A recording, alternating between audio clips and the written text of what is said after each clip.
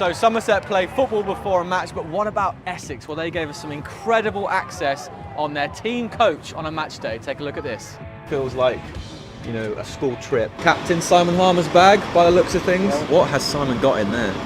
You tell me, Dolphin. The bags are getting bigger this year, I'll tell you. The captain's going to show us around, and as always, the back seats are the most popular. Absolutely. Yeah. Where the players start, we like to hug the back of the bus. You want some of this, honey? Let the massage gun. The ultimate professional, Mr. Daniel Sams. This feels like MTV Cribs. It's MTV coaches. Let me show you what I've done with the place. What is going on down here? As you can see, the two tallest blokes in the squad have occupied the back seats here. Jordan Cox and Dean Elgar. Where do we sit? You need to tell us where to sit. Wherever. We don't want to get told wherever off. you find a seat. Not necessarily. We kind of jump around. We don't have exact seats. What are we saying, Jordan? Dean's just asked me to get his test catch up. Oh, that's nice. Lots of strides to get to. Christ, alright, you can walk to that if you're a normal human. Is that captain's privileges? You get to tell people where to sit if they're newbies. There's no, It tells us nothing. in the work generation, there's no hierarchical structure. Who feeds back the most in your family?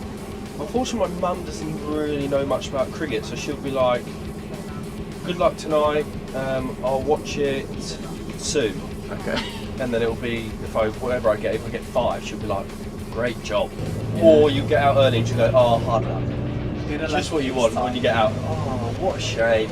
Do you know, I just sat down and got a cup of tea and watched you, and then you got out. This is obviously our first time on a team coach. So, what are the mega rules? There's no rules really. We try and hide down here and leave the lads back there to their own device. The lads told me to ask about nicknames. Nicknames. We do have some. Let me think of the ones we can put on camera. We've got Scruffy Santa behind you. Do you like Scruffy Santa as a nickname? Yeah, it's great. Especially at Christmas, he loves it. Mickey's got various nicknames. Big Bill. Oh, Big Bill. Big Bill. Big Bill. What does he sing at karaoke? His first ever karaoke was Who Let the Dogs Out, believe it or not. Right, I'm going to leave you to it. Do you have a question for Simon Harmer, your captain? Have I got a question for Harmy? It's probably when is he putting on his next barbecue, because he's an unbelievable chef. Is he actually? Very good. Yeah. He's like incredible. When's your next house barbecue? Because apparently you're a very good cook. I've just moved into a flat, so space is a bit of an issue because we're renovating our house. What? Say house or palace? No. House, small house. Have you been? No, haven't been invited that high yet. So we'll get all the boys around because Coxie hasn't experienced a proper braai. It's got proper meat on the fire. What do you cook? Anything. Start with a bit of steak. So South African braais you eat as the food comes off. You don't all just sit down and have a meal. Are you a foodie on social? Yeah. Yeah? I do enjoy my food. Recipes and... Going into London, finding good places to eat, good coffee. So if you win 7-0, you get 15 quid. Double. Ah, not bad. Yeah, so it's pretty good. What is going on back there? Copsicle. Jordan Cox.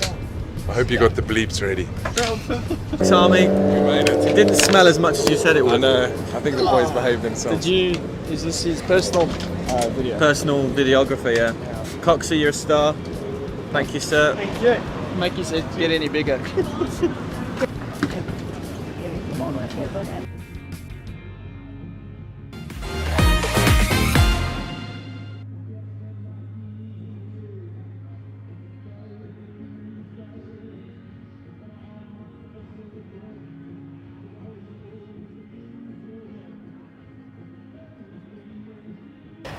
Well, delighted to be joined by Michael Pepper ahead of this Sussex game. Peps, before we look at what's happening tonight, I'm going to take you back just under a fortnight, and I interviewed you straight after that game, and I don't think we really rammed in how important that century was and what difference it's made to you, because that was your first 100 in Essex colours, right? Yeah, it was, yeah. And how do you think about it now you've had time to enjoy it, I suppose?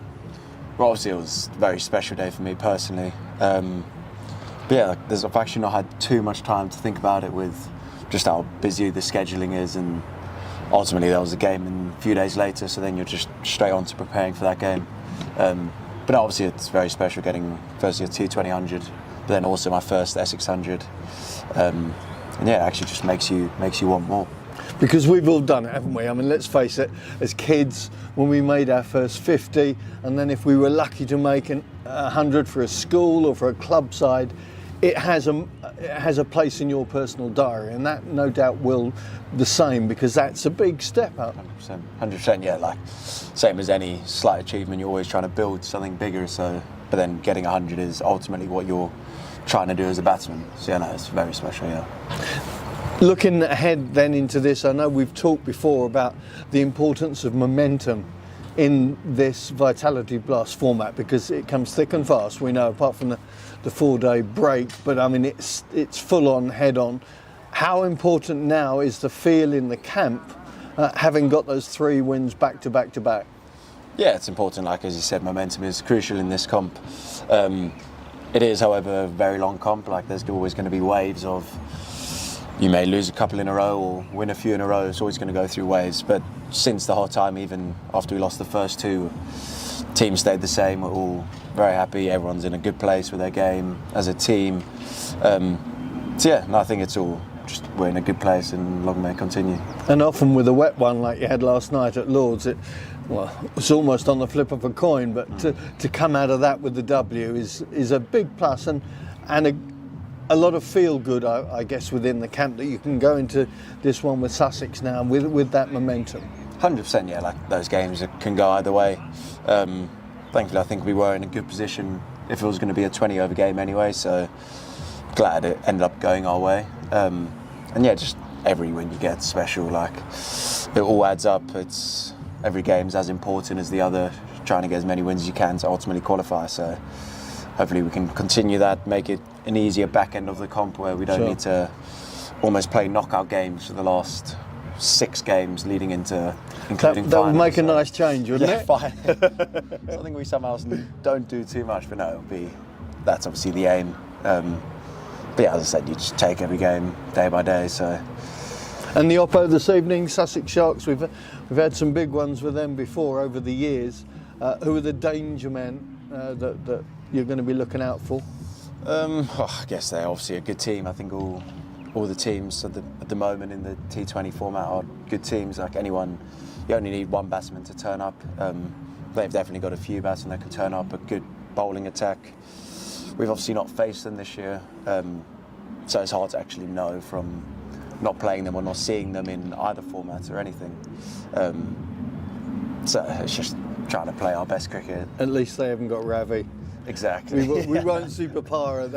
That's one good thing, right? Thankfully, he's in the North group now. Yeah. He can stay there. Mate, go well this evening. Thank you very much. Thank you for Tamal, thank you for your time first and foremost. I mean, it's been 10 years since you were playing here, but when you come back through the gates, does it provoke any flashbacks, or is it all water under the bridge? No, a little bit of both. As you say, it's been 10 years, so this is my 10th season at Sussex, so a long time since I left, but still, you know, the ground's still pretty much the same as it was when I left. And, oh yeah. Even just like the bus coming in, you know, I drove past one of my old flats that I lived in, you know, back when I was a youngster. So yeah, I was only here for 4 or 5 years when I was a youngster, but yeah, I had a great time. And a lot of the lads, you know, just caught up with Nick Brown and Ports. Those are guys that I played with back when I was here. So yeah, a lot of fond memories here. Is where I started my cricketing journey. And yeah, it's always great to come back. I haven't actually had the best record here for the last few years. We haven't won here for a couple of seasons, so yeah, we'll put that right tonight, I hope. Today's a new page, as they always say. I mean, looking at this season so far with Sussex, you've had some changes, of course. You know, George Garton gone, the Ravmeister no longer with you, Shadab Khan obviously on World Cup duty. How do you feel the group is settling down with you as skip? Yeah, look, it's been really fun, been really interesting. Last year, a lot of the boys played for the first time. We had probably 3 or 4 boys play last year that hadn't played any T20 cricket, so I think we're benefiting from that this year. You know, last year wasn't our best year. It was a bit of a struggle, but so far this year, look, we're only 4 games in, but the boys are playing some really good cricket. And just as the club in general, look, the boys are obviously top of Division 2 in the 4-day stuff. So there's a lot of players playing good cricket, and the boys are used to winning or at least being in, you know, competitive games.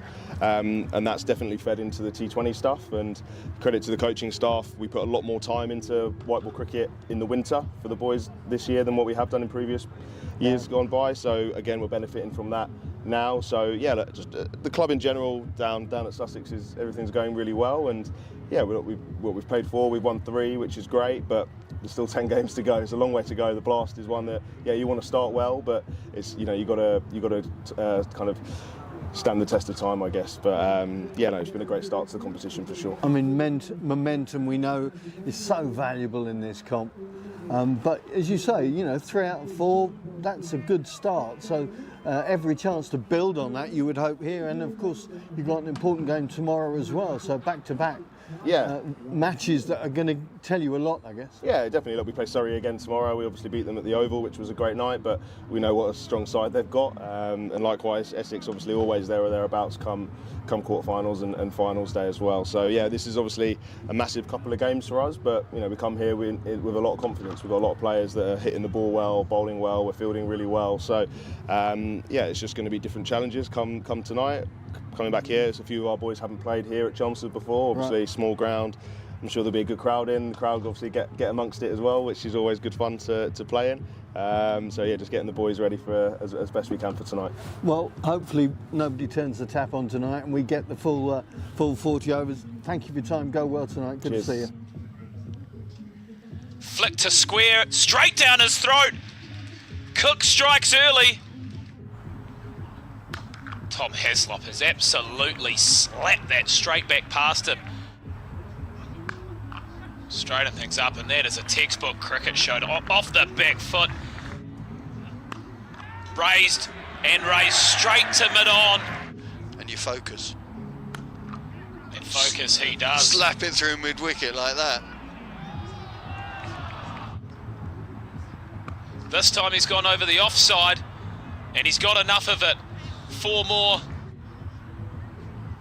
This is high and mighty. It's not going far, but Walter's there, and he claims it. Yeah, funny little period at the moment. Obviously a lot of cricket going on with the 2020s. And he's gone for 6, first ball. And it's going to be another boundary, this time just 4. So, yeah. Well, oh my goodness, and it's a long way to go. If you're fetching that one, that is huge over square leg. Walter into the attack for his first over. You'll see him take the pace off it, and you'll see him get a wicket first ball. It's going to be real interesting.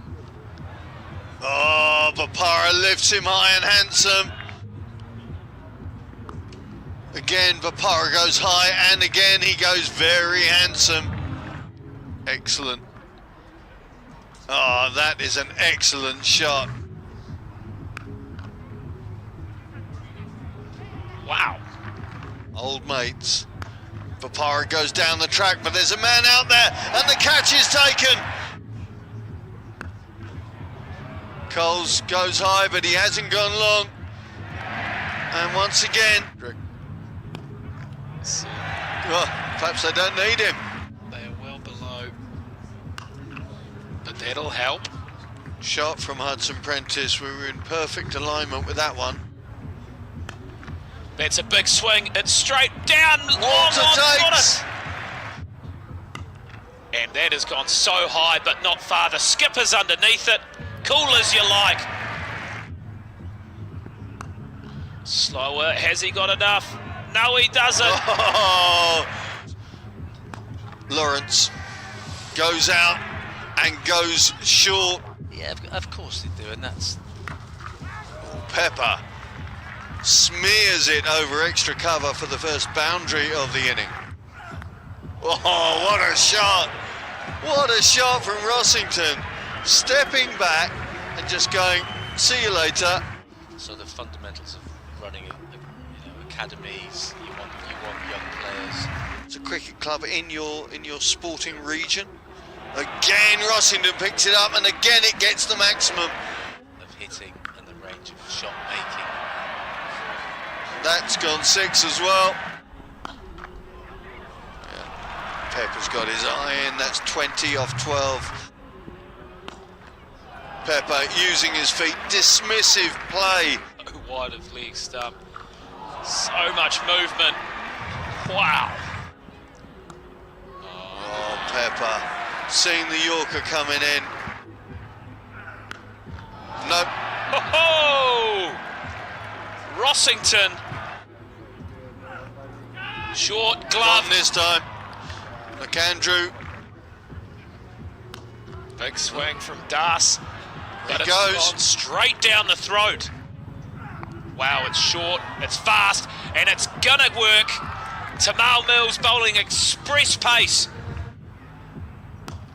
Well, Change that one. how fast can things change? Comfortably under control. And this could be one of them. It is. Pepper goes a superb Yorker. Chance goes begging, so close. Should have. He might have get this. He He's has got- get this. Oh! Don't need anything from Daniel Sams. Oh! Using the pace to the advantage. Wait till the end of this over. Mind you, it looks like it may be about to finish. Critchley lofts one into the Hayes Close once again. No doubt about it, and that will also take more than a little bit of pressure off it. That'll end it for the Eagles. They have won at home.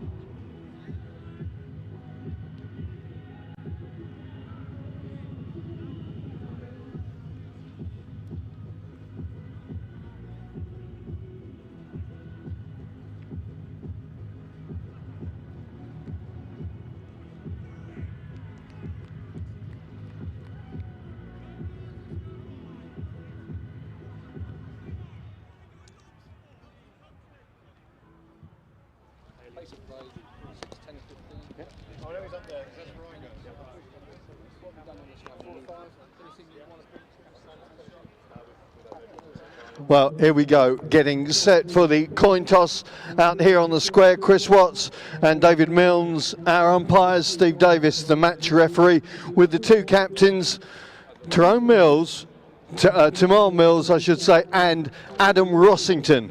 There's the first news for Essex fans through this evening. Rosso is going to flip the coin. Tails is the call from Tamal, and it's a tail. Let's get Tamal over here. Right, mate, you've won the toss. What are you doing? I'm going to have a bowl. Right, thoughts on the pitch? Yeah, it was used, I think, about a month ago, but for a 4-day game, so it's his first T20 game, hybrid wicket. So yeah, just want to have the first crack at it with a ball. And team news for Sussex? Yeah, one change from our last couple of games. Ollie Carter drops out for Danny Lamb. Okay, we'll go well. Good to see you back. Cheers, thank you. Right, Rosso, Skip, congratulations. Firstly, what's the news on Simon Harmer? He's just been rested today, so Ben Allison comes in for him. Okay, you're going to have a bat. Thoughts on that? Yeah, we'd have probably looked to bowl, but we'll try and post a big total and defend it. Good. Looking forward to captaining. Is this the first time? I can't remember you being in charge of Essex before. Yeah, this is the first time. Really looking forward to it, and hopefully we can start with a win. Yeah, absolutely. Great to see you with the armband on. Go well. Right, so Sussex have won the toss. They are going to bowl first up. Essex in to bat. Let's now take a look at what happened last night at Lord's when Essex just took the spoils against Middlesex.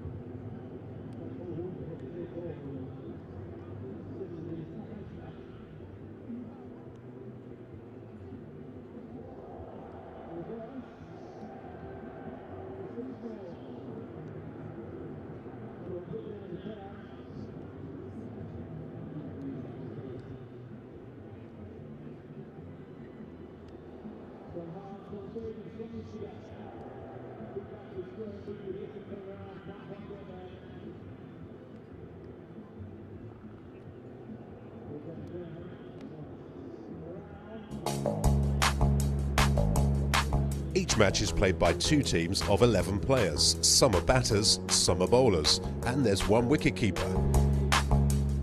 Both teams have a chance to bat and bowl.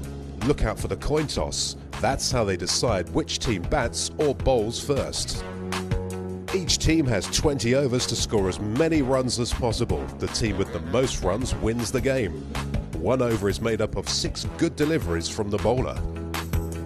To score runs, batters hit the ball and run between the stumps. If the ball reaches the boundary, it's 4 runs, and if it gets there without bouncing, that's a 6. While the batting team are scoring runs, the bowling team are trying to stop them and get the batters out by taking wickets. A few ways batters can be out are bowled, caught, run out, stumped, and LBW. Watch out for signals from the umpires, 4s, 6s, wickets, and these when a bad delivery has been bowled. Bad deliveries add runs to the batting team's score, and the bowler must bowl an extra ball. If you see the umpire doing this, the next ball is a free hit, and the batter cannot be out, bowled, caught, LBW, or stumped. And those are all the basics you need to know to get behind your team in this year's Vitality Blast competition.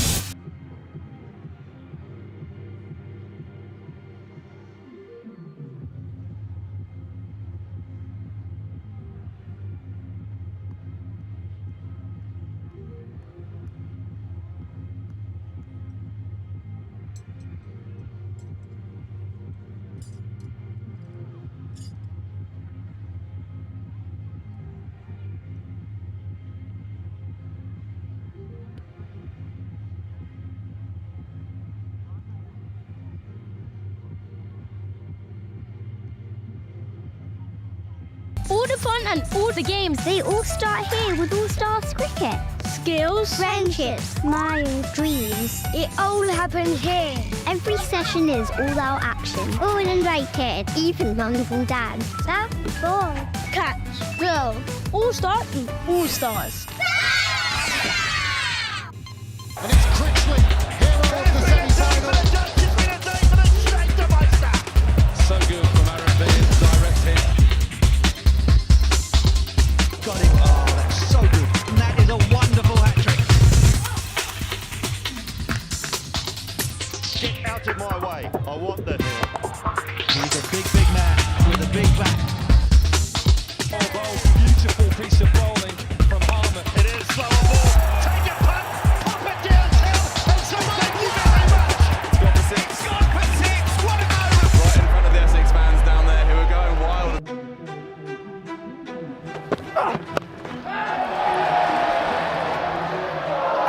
Taken. What a catch. Sams goes for the reverse, flip over the top of the wicket keeper, and all it does is strike his leg stump.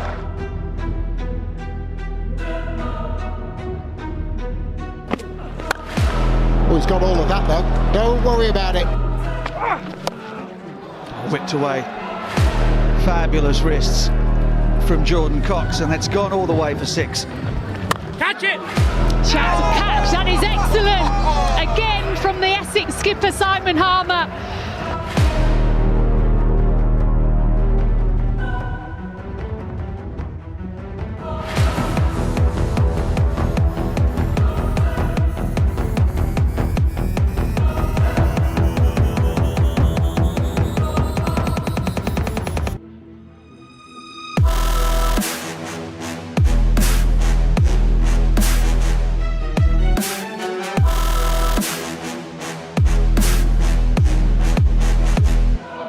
Ingram bowls and Bakerstein hits it over the bowler's head and away to a long off boundary for four. What a match, what an innings from young Benkenstein. Pepper hits it for six and goes to 101. It's a lovely shot down the ground.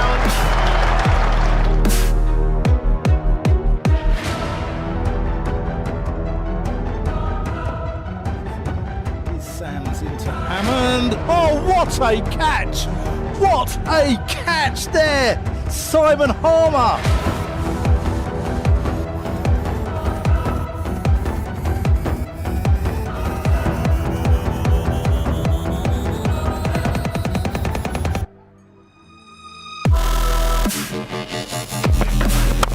White's found the middle of the bat and the fence. Well, Walter has come to get things moving.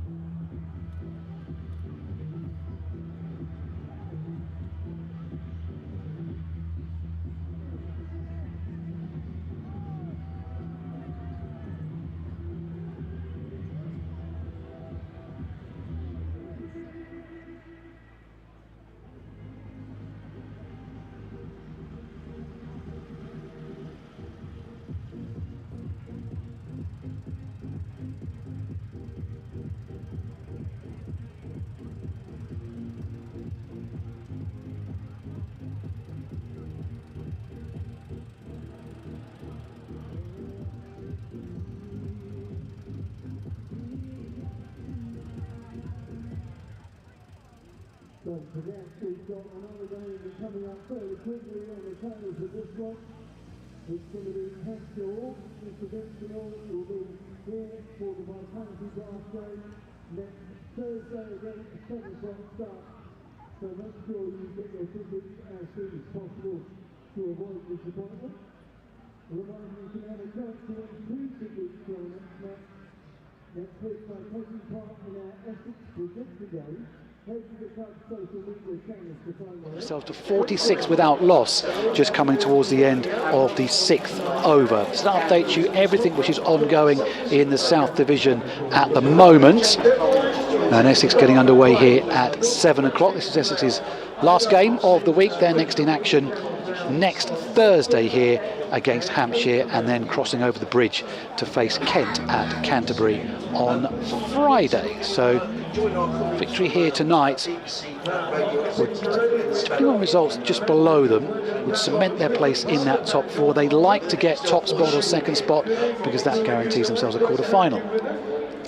Welcome to listeners from BBC Sussex as well this evening. Joining myself, Glenn Speller, Adrian Harms and Paul Newton. Just been giving the toss details and the 2 lineups. I can tell you as well, Gloucestershire have got to 50 without loss at the end of the power play against Surrey at the Oval, and that rain at Taunton has prevented any more play since the opening over of the game down there at Taunton. So a 7 o'clock start then here this evening for Essex against Sussex, and Sussex going extremely well with a couple of wins on the bounce, Adrian Harms. Yeah, they have. And a really good win. It's always good. Sussex do love winning at the Oval. There's no question about that. Sorry, we'll just adjust. Just can't hear Adrian at the moment, so we'll hear from him in a couple of moments' time, hopefully. But yeah, Essex losing the toss here then and being put into bat, and Adam Rossington very much writing the theme tune and singing the theme tune tonight, because he is the captain, he is the wicket keeper, and he is also as well the opening bat alongside Dean Elgar, who's made a very good showing of things as far as opening the batting for Essex in the short format of the game. The bell has gone, so we're showing the arrival of the 2 sides. They'll both emerge away to our right hand side from under the lip of the Tom Pearce stand and out of the dugout. Crowd still streaming in, people still getting their drinks in for the evening. A few people out on their balconies, the Juliet balconies away to our left-hand side over the public side of the ground, and over on the Felsted School side of the ground as well. There's a few people out on the retirement apartment balconies as well, but it is a chilly old evening and you do have to wrap up warm. Welcome to Adrian Harms from BBC Sussex. Hello, 2 Glenn. informed sides tonight. Yeah, very much so. And you know, Sussex with a really good win last Friday at the Oval, and a convincing win as well. Sussex always like to beat their bigger neighbours up the M23 if they can, Glenn. But that was a really good win last Friday, I should say. Then they really backed it up last Sunday down at Gloucester with another good win. So Sussex are in good form. They've won 3 out of 4. And they're a side in form. It's all about confidence, this competition. Yeah, Essex had their little southwest tour and lost their first couple of games down at Bristol and at Taunton, but since then a couple of wins, admittedly against Middlesex and sandwiched in between that. A rather tense night here eventually against Glamorgan, when we thought it might have been a lot more straightforward, but young Luke Benkenstein, named as England's under-19s captain this week, got Essex over the line with a fine hand right at the end. But these are always keenly contested games between Sussex and Essex, and 2 sides, I think, Adrian, we've become accustomed to fighting at the right end of the South Division. Yeah, definitely. If only someone gave me a stat earlier on, I think it's 17 all in terms of games between Essex and Sussex. But Essex have won the last 4. They won both games last season. So, you know, Sussex have got to try and break the mould if they can. It's a very different Sussex side. There have been a lot of changes down at Hove over the winter months. Notably Daniel Hughes, who's come into the side at the top of the order, has done really well. He's second in the overall averages for the T20. But perhaps really important for Sussex that Ollie Robinson has played in every game so far in the T20. He's playing again tonight. He hasn't taken a lot of wickets, but he's been incredibly economical. And I think what he has been able to do, Glenn, is to build pressure from one end, and that's been really important as well. And let's not forget the skipper, Tamal Mills, coming back to his old Stamford ground. He said he loves coming back here. He said he drove past one of his old flats he used to have and coming into the ground. So, can you believe it? 10 years since he left Chelmsford, unbelievable. I know some people probably coming into the ground forget he was even here. It's that long ago. Two umpires just heading out onto the field. That is Chris Watts and David Milne. Should also mention as well, Adrian, can't imagine there's been too many occasions down the years where a certain Mr. Bapara hasn't been on one of the team lists in this fixture. No, you're absolutely right. Now plying his trade up at Northampton. So yeah, that's certainly been one of the changes, and that's what has led to the change in captaincy at Sussex, because Ravi Bupara was skippering last season, and Tamal would know Ravi really, really well, but he's just so experienced, having played this sort of cricket all around the world, and he's got the respect of all his Sussex teammates, and he's bowling really well as well. So yeah, but you're absolutely right, no Bupara tonight. So Sussex just gone into a little bit of a huddle on the outfield, and the Essex bats just heading out there. That is Adam Rossington, Dean Elgar. Already mentioned, Adrian, that Adam Rossington is writing the theme tune and singing the theme tune this evening, opening the batting, keeping wicket and captaining the side. First time he's led Essex in a T20. That's a big ask, isn't it? I mean, John Simpson does that. I mean, that's been another signing for Sussex in the winter. You know, he does that in the county championship, but he, so he hands over the captaincy to Tamal in the shorter format of the game. And I mentioned Ollie Robinson. Well, I think it is going to be Ollie Robinson who's going to open the bowling. You have to remind me of the two ends of the ground. Hayes close end, is that right? Oh, now you see, we're having to re-educate. We've had to re-educate ourselves. Oh, go on. At the start of the season. Go on. Hayes close end is now the Graham Gooch end. Oh, when did that change? This river end is now the Sir Alistair Cook end. Oh, really? Yes. Crumbs. When did that all change? That changed at the start of the season. Right. So yes, we've had to re-educate ourselves. Re-educate ourselves a couple of times, because this river end, when Chelmsford finally got city status, they wanted us to call it the city end, and we couldn't get used to that. So you can imagine how long it's taken us to get used to calling this the Sir Alistair Cook end and the Graham Gooch end, which is the Hayes close end. And BBC Essex listeners will probably be fed up with me saying it, but the reason the ends have been chosen is apparently the Hayes close end is the nearest to East London. That's why it's the Graham Gooch end. So it is Ollie Robinson opening up from this Sir Alistair Cook end. Is in and bowls to Rossington, who cuts that one away to backward point out there on the fence, and Essex up and running are one without loss on the Friday night under the lights here at the county ground. It is a sellout, people still coming in through the entrances, people still getting their various refreshments as well for the night. There's a few brave people out there in short sleeves, but it is a touch chilly, and we're just hoping that the weather, if there is any of it around, skirts around this ground this evening. So Robinson has the ball back in his hand. Royal blue shirt Sussex are wearing, and dark trousers, Essex in their navy blue. Robinson round the wicket to the left-handed Elgar, and Elgar goes to cut that one. It's a slower ball, and it actually goes off the toe of the bat and through to wicketkeeper John Simpson. I'm amazed that we've, all the way around the M25 earlier on today, I thought, well, I'll encounter the rain in a minute, Glenn, and I didn't, and I got here and it was sunny. I mean, that heavy cloud's been there for best part of an hour now, but I don't know, it just seems to be drifting by. Don't want to put the mockers on it. We've got a stiff breeze blowing, so hopefully that will just keep blowing it around as Robinson comes into Elgar, who fences it. That one is dropped. It's gone down. Yeah, dropped at first slip. Probably standing more at 1.5 or second slip, but it was guided almost just up to just above his left shoulder, and he's got both hands to it, and he's put it down. So a life for Dean Elgar, actually gets off the mark as well, 2 without loss. I think that's Tom Alsop in there who's put the chance down. I mean, he dived away to his left-hand side. He got both hands on it, didn't he? And I thought that he'd caught it, but that could be an expensive drop.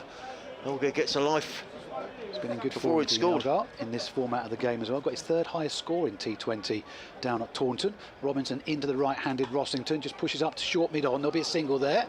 Just has to get the afterburners on a little bit, but he was running to the danger end. The fielding done by Nathan McAndrew. Might just have been a little bit asleep in the first over. 3 without loss. Yeah, I agree. I think he was slightly on his heels. I don't think Ollie Robinson was desperately happy about that. But a fine player like Dean Elgar, you don't want to give him a chance, but Ollie Robinson has done this consistently at the top of the opening the bowling for Sussex, keeping it tight and making chances as well. Robinson then round the wicket into Elgar, who's already had a life this evening, flips that one away down to the long leg boundary, does Dean Elgar. That's food and drink, right arm bowler around the wicket, veering onto the pads of Dean Elgar. Just needed to get something on it. Picks up the first boundary of the evening, 7 without loss. Yeah, lovely shot, wasn't it? So it was there to be hit, and with only the 2 fielders allowed outside of the 30-yard circle. And in fact, Robinson is now going to reinforce that leg side field. I think he's called up his fielder at deep backward point, and he's moved a fine leg in place. So Robinson now with 2 fielders guarding that leg side boundary. So Robinson then to finish off this first over of the evening here at Chelmsford. Into Elgar once again, just opens the face of the bat, that one. Diving stop by Gully on the edge of the circle. Still enough time for them to come through for a single. So useful first over for Essex, put into bat here by Sussex after the visitors won the toss, and Essex have advanced to 8 without loss. Yeah, floodlights coming on. I mean, just a quick weather update. I mean, there seems to be more breaks in the cloud than there are sort of heavy clouds now, Glenn. So hopefully we're going to be okay. He's generally got a really safe pair of hands, Tom Alsop, in the slips. And I think at this level, although it was a difficult chance, I think he'd be disappointed not to have taken it. Now, this is interesting because Tamal Mills is going to open the bowling from the grey and gooch end. Generally speaking, we've seen a spinner opening the bowling. Things have changed around a little bit throughout the season, but it is going to be the 2, what do you say, the 2 experienced bowlers in this Sussex side. So Tamal Mills coming in over the wicket to bowl to Dean Elgar, who's 6 not out. He's in and bowls and pulled around to the leg side by Elgar. He picks up 1, they'll look for 2. There isn't a second run there, and it's Daniel Hughes who comes running in from the deep mid-wicket boundary to field and picks up a single. Essex go to 9 without loss. It's what you'll find here, if you get decent contact on the ball, to turn 1 into 2 either needs a misfield or it needs you taking almost sort of a silly risk, because the rope is so far in away to our right on the pavilion side to get more people seated down there in that members area, that there's just so very few 2s around this Essex ground. Twelbles is changing the angle of his tack as he comes into Adam Rosington, as Glenn was saying, that the skipper, wicket keeper, and opening a batting, so he's getting his value for his match fee. As Mills is running in towards us round the wicket bowls, and that's down the leg side, and that will be signalled a wide. John Simpson takes that smartly down the leg side, and there is no run. Just the 1 change to repeat for Sussex tonight. Danny Lamb, the all-rounder signed from Lancashire in the winter, coming in to replace Ollie Carter, young wicket-keeper batsman who's struggled a little bit at the top of the order, so probably no surprise that he misses out tonight. Harrison Ward keeps his place and will open the batting with Daniel Hughes, but it's the Essex openers at the moment who will start off nicely. 10 without loss in the second over as Mills is in bowl, short and cut away nicely by Rosington down to the fielder at deep back to square. He's actually Harrison Ward, who gets a very good throw over the top of the stumps taken by Simpson, and 1 more to Rosington. He goes to 3, 11 without loss. I have to say, I really like coming to this ground on a Friday night. There's a great atmosphere. You were saying it's a sellout, you know, lovely buzz around, and you know, just feels like a proper cricket night. Never sure that the opposition fielders like being here on a Friday night. I don't think they do. No. But it's, you know, it's unique really. Mills over the wicket bowls, and I think he held that back a little bit, did Tamal Mills, and Elgar looking to cut that one away, didn't time it to backward point, footed by Lamb, no run. I would rather this though, Glenn, than perhaps a test match ground that's half full.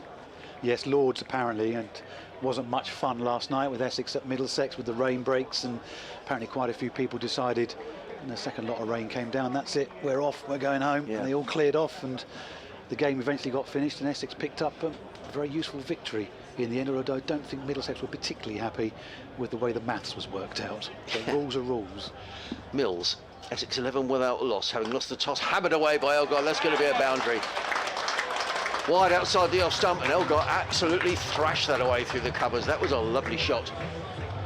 And Essex go to 15 without loss, and a good start in the second over for the home side. It just sounded a little bit toe-endy, didn't it, from Elgar, and almost as if to evidence that he does just inspect the very end of his bat. Maybe didn't quite get all of that. We're playing 2 strips over from the last home game here, which was a U strip they used for Middlesex and then Glamorgan, and it wasn't much fun for the batters last week, so we're playing 2 strips over. This is a fresh one, so the batters will hopefully it comes on a bit better than it did last week. Mills in bowls. It's a slower delivery, and Elgar works that to backward point, fielded athletically with a rolling stop by Danny Lamb and there is no run. Talk about crowds, actually, Glenn, at the Oval last Friday. I mean, I thought generally the Oval on a Friday night was packed, but Surrey Sussex probably 2/3 full. Now that's probably still 15,000, 16,000 people, but it certainly wasn't a full house.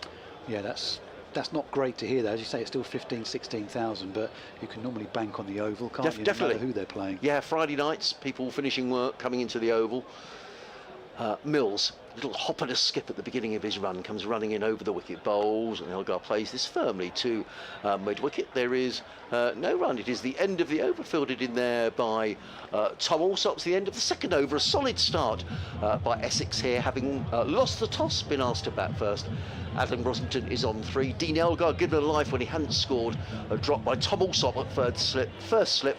A difficult chance of Ollie Robinson is on 11. Essex 15 without loss. And in fairness, this evening there is apparently a football tournament starting as well, which might, and the game might be on television, so a few people might have been tempted to stop at home. So Robinson is going to continue from this Sir Alistair Cook end, in and bowling to the Essex skipper for the evening, Rosington, who comes shuffling down the wicket and rather cloths it out to wide mid-wicket, but this time they can come through for 2 runs because mid-wicket was very square there and he had to go skirting around the edge of the boundary, so they come through for a couple and the score moves up to 17 without loss. Essex's next game after this evening, they're back here next Thursday against Hampshire, and England are playing that night in the Euros, but that's a 5 o'clock kickoff and Essex start at 7. Same with Sussex. Sussex are playing Surrey tomorrow at Hove, and then Kent on Thursday, same as so I'll be able to watch my football while I get ready for the cricket.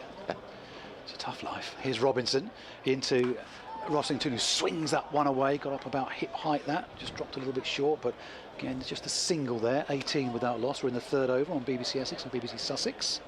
Interesting there, Glenn, because Rosington didn't time that either. There's been a couple. I mean, you picked up on the Dean Elgar shot that they said he thumped it through the covers. It was a good shot, but you were quite right. He didn't quite time it out the middle of the bat. And again with that little pull shot. So we're on digital here in Essex and in Sussex. We're via the BBC Sport website and the app. And don't forget, you can get us on the smart speaker these days as well. Just ask your smart speaker to play Essex versus Sussex, and by modern technology, it works. It will appear. Here's Robinson round the wicket to the left-handed Elgar, and Elgar, well, he's tried to give that the big heave-ho into the onside, and it's in the event rolled up his thigh pad and dropped in front of him, and there is no run. 18 without loss. It does work as well. I tried it the other day for a game I wanted to listen to, and it does work. Wonders of modern technology. Yeah, it's great. It's great. There really is a real buzz around the ground, and looking out, you know, pretty much every seat around us is taken, which is wonderful to see. As Glenn was saying, it's a chilly night, so it's certainly a night for a fleece or an anorak, but mercifully it's dry, which is the great news. Robinson round the wicket then to Elgar, no slip in this time. Elgar comes down the wicket, almost yorks himself, but jabs the bat down on it and scuttles through for a single. 19 without loss. Tamal Mills just tidying up at mid-off. And it's just so important, I'm sure, for Essex as it is for Sussex in terms of these T20 games. They get big crowds, and the game against Surrey tomorrow night is sold out, and Sussex will be desperate that is played. The weather forecast, in fact, early on in the week it looked desperate for tomorrow, but it looks much better now, so fingers crossed they get a full game in, because these games provide, you know, a lot of revenue for clubs. Robinson, penultimate ball of this over. That's a full toss, and it's battered away by Rosington. Took one step down the wicket, but it was a full toss round about knee height, and he drives it away to the extra cover boundary and picks up 4 runs. 23 without loss, Essex. That's probably the worst ball that Ollie Robinson has bowled in the competition, actually. And he was furious with himself. As soon as he let the ball go, he knew it wasn't a great delivery. And he was really annoyed with himself. And Rosington didn't need a second invitation with 7 fielders inside the circle. He just belted it through the covers for 4. Just needs to readjust his sights here as he comes into Rosington once again. Short ball swung away by Rosington to deep backward square. There's a misfield, and I think he's just about hauled that in, and Rosington has to put the afterburners on just to come back for 2 in the end. I think he fancied there'd only be the single there, but then deep backward square misfielded it and pulled it in. I probably think about a fingernail's width from touching the rope, and it's a good piece of fielding in the end, making up for the earlier error, and it's only cost them 1 extra run. 25 without loss, and that is the end of the fourth over of the third over. Third over of the evening, I beg your pardon. Yeah, that was Harrison Ward out there, and he was, he's so close to the spectators. And to be fair, nobody said, "Oh, it's gone over the rope." So he obviously just kept it. I would have avoided Ollie Robinson's glare if he'd let that go for 4. Look, he made the initial error, but you have to say he reacted really quickly and did a good job to prevent the 4. 10 off the over. Change of bowling. Finn Hudson-Prentice coming in from the Graham Gooch end, and immediately Dean Elgar belts that one over the covers for 4 runs.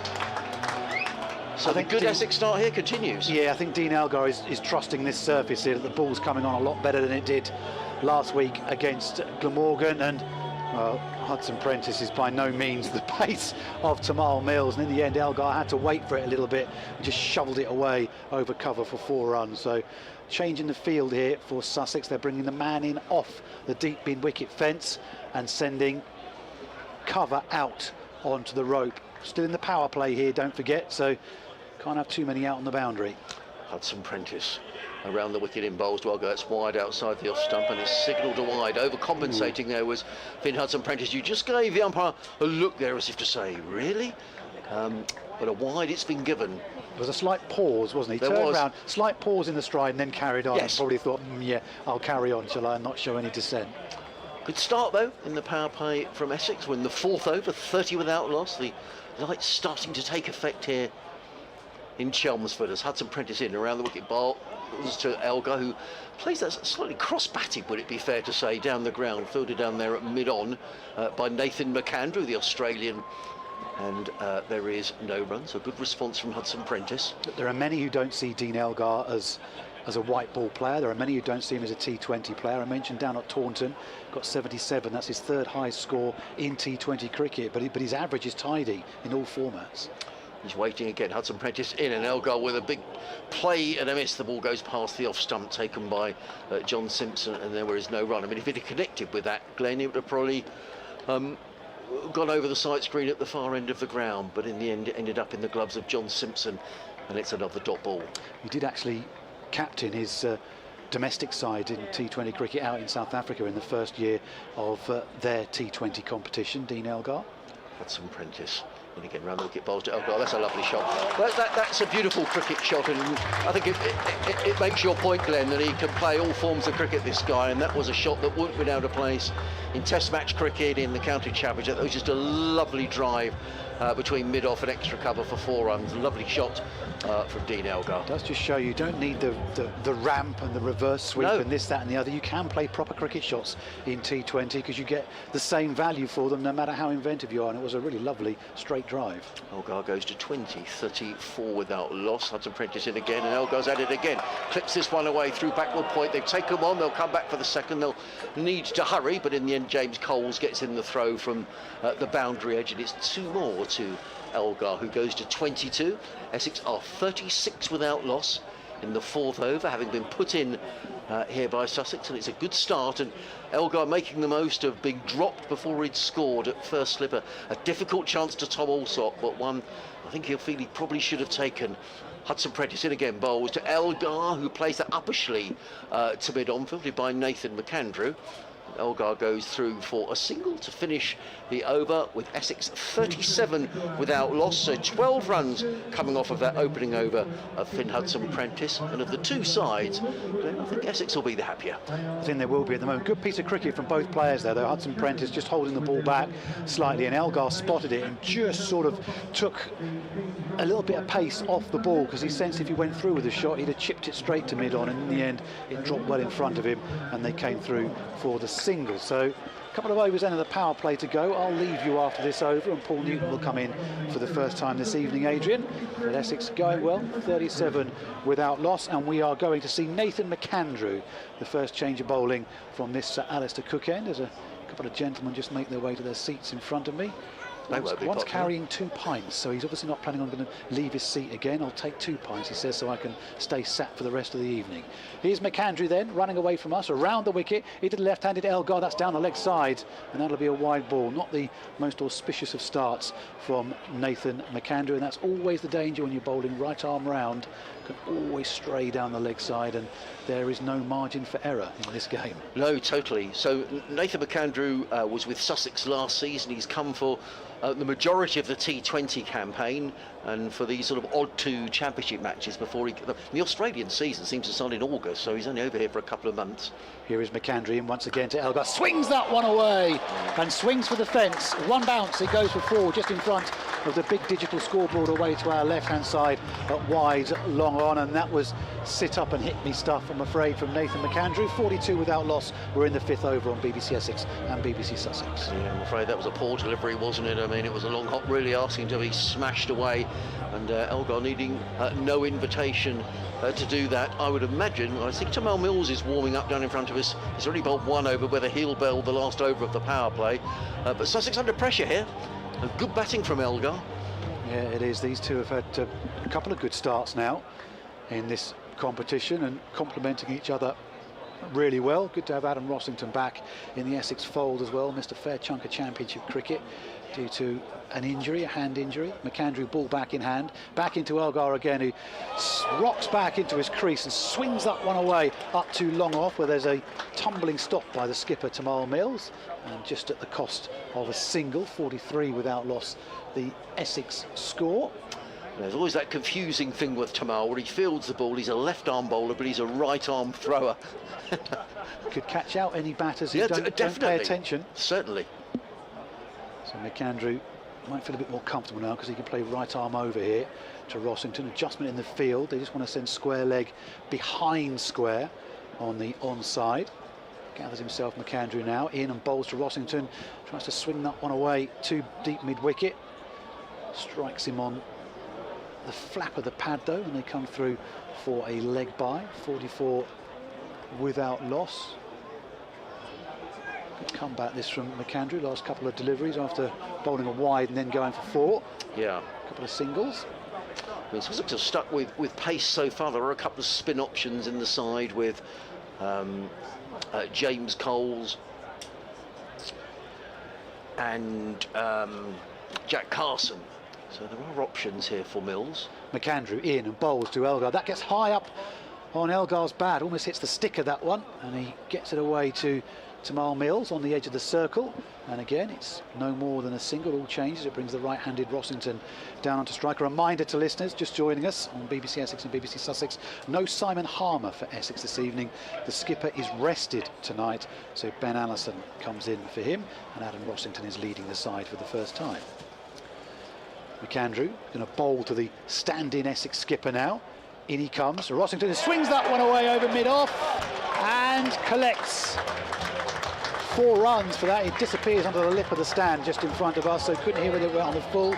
Waited for the crowd in front of us to put their placards up. Some putting up 4, some putting up 6. Umpire signals 4, and Essex moving along nicely here. 49 without loss. Yeah, good shot, wasn't it? I mean, Tamal Mills is inside the circle at mid-on. Foot down the wicket and clubbed the ball away over mid-on. Perfectly safe shot. And 2 boundaries in the over.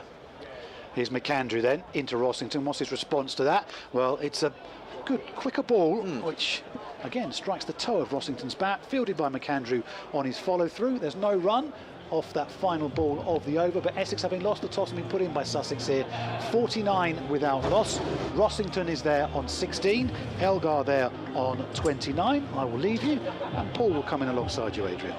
Yes, thanks very much indeed, Glenn. So just having a look elsewhere around in this southern group. Middlesex were having a torrid time in the competition. 29 for 2 down at Southampton against Hampshire. At the Oval, Gloucestershire 90 for 3 in the 13th over against Surrey. And still raining down at Taunton in the game between Somerset and Kent. Final over the power play. Ollie Robinson comes in, bowls to Elgar, who rather hoiks that one away on the leg side. They pick up 1 as Tom Alsop comes running in to field. 1 more to the total, and the applause around the ground is for the 50 up for Essex. A couple of people standing up and applauding. And it's been a very fine start by Essex. Dean Elgar, just to reiterate, making the most of an early chance. Dropped at first slip by Tom Alsop. A difficult chance away to his left-hand side, but managed to get both hands to it, and said I think he'd probably be disappointed he couldn't cling on. But he didn't, and Elgar's making the most of it.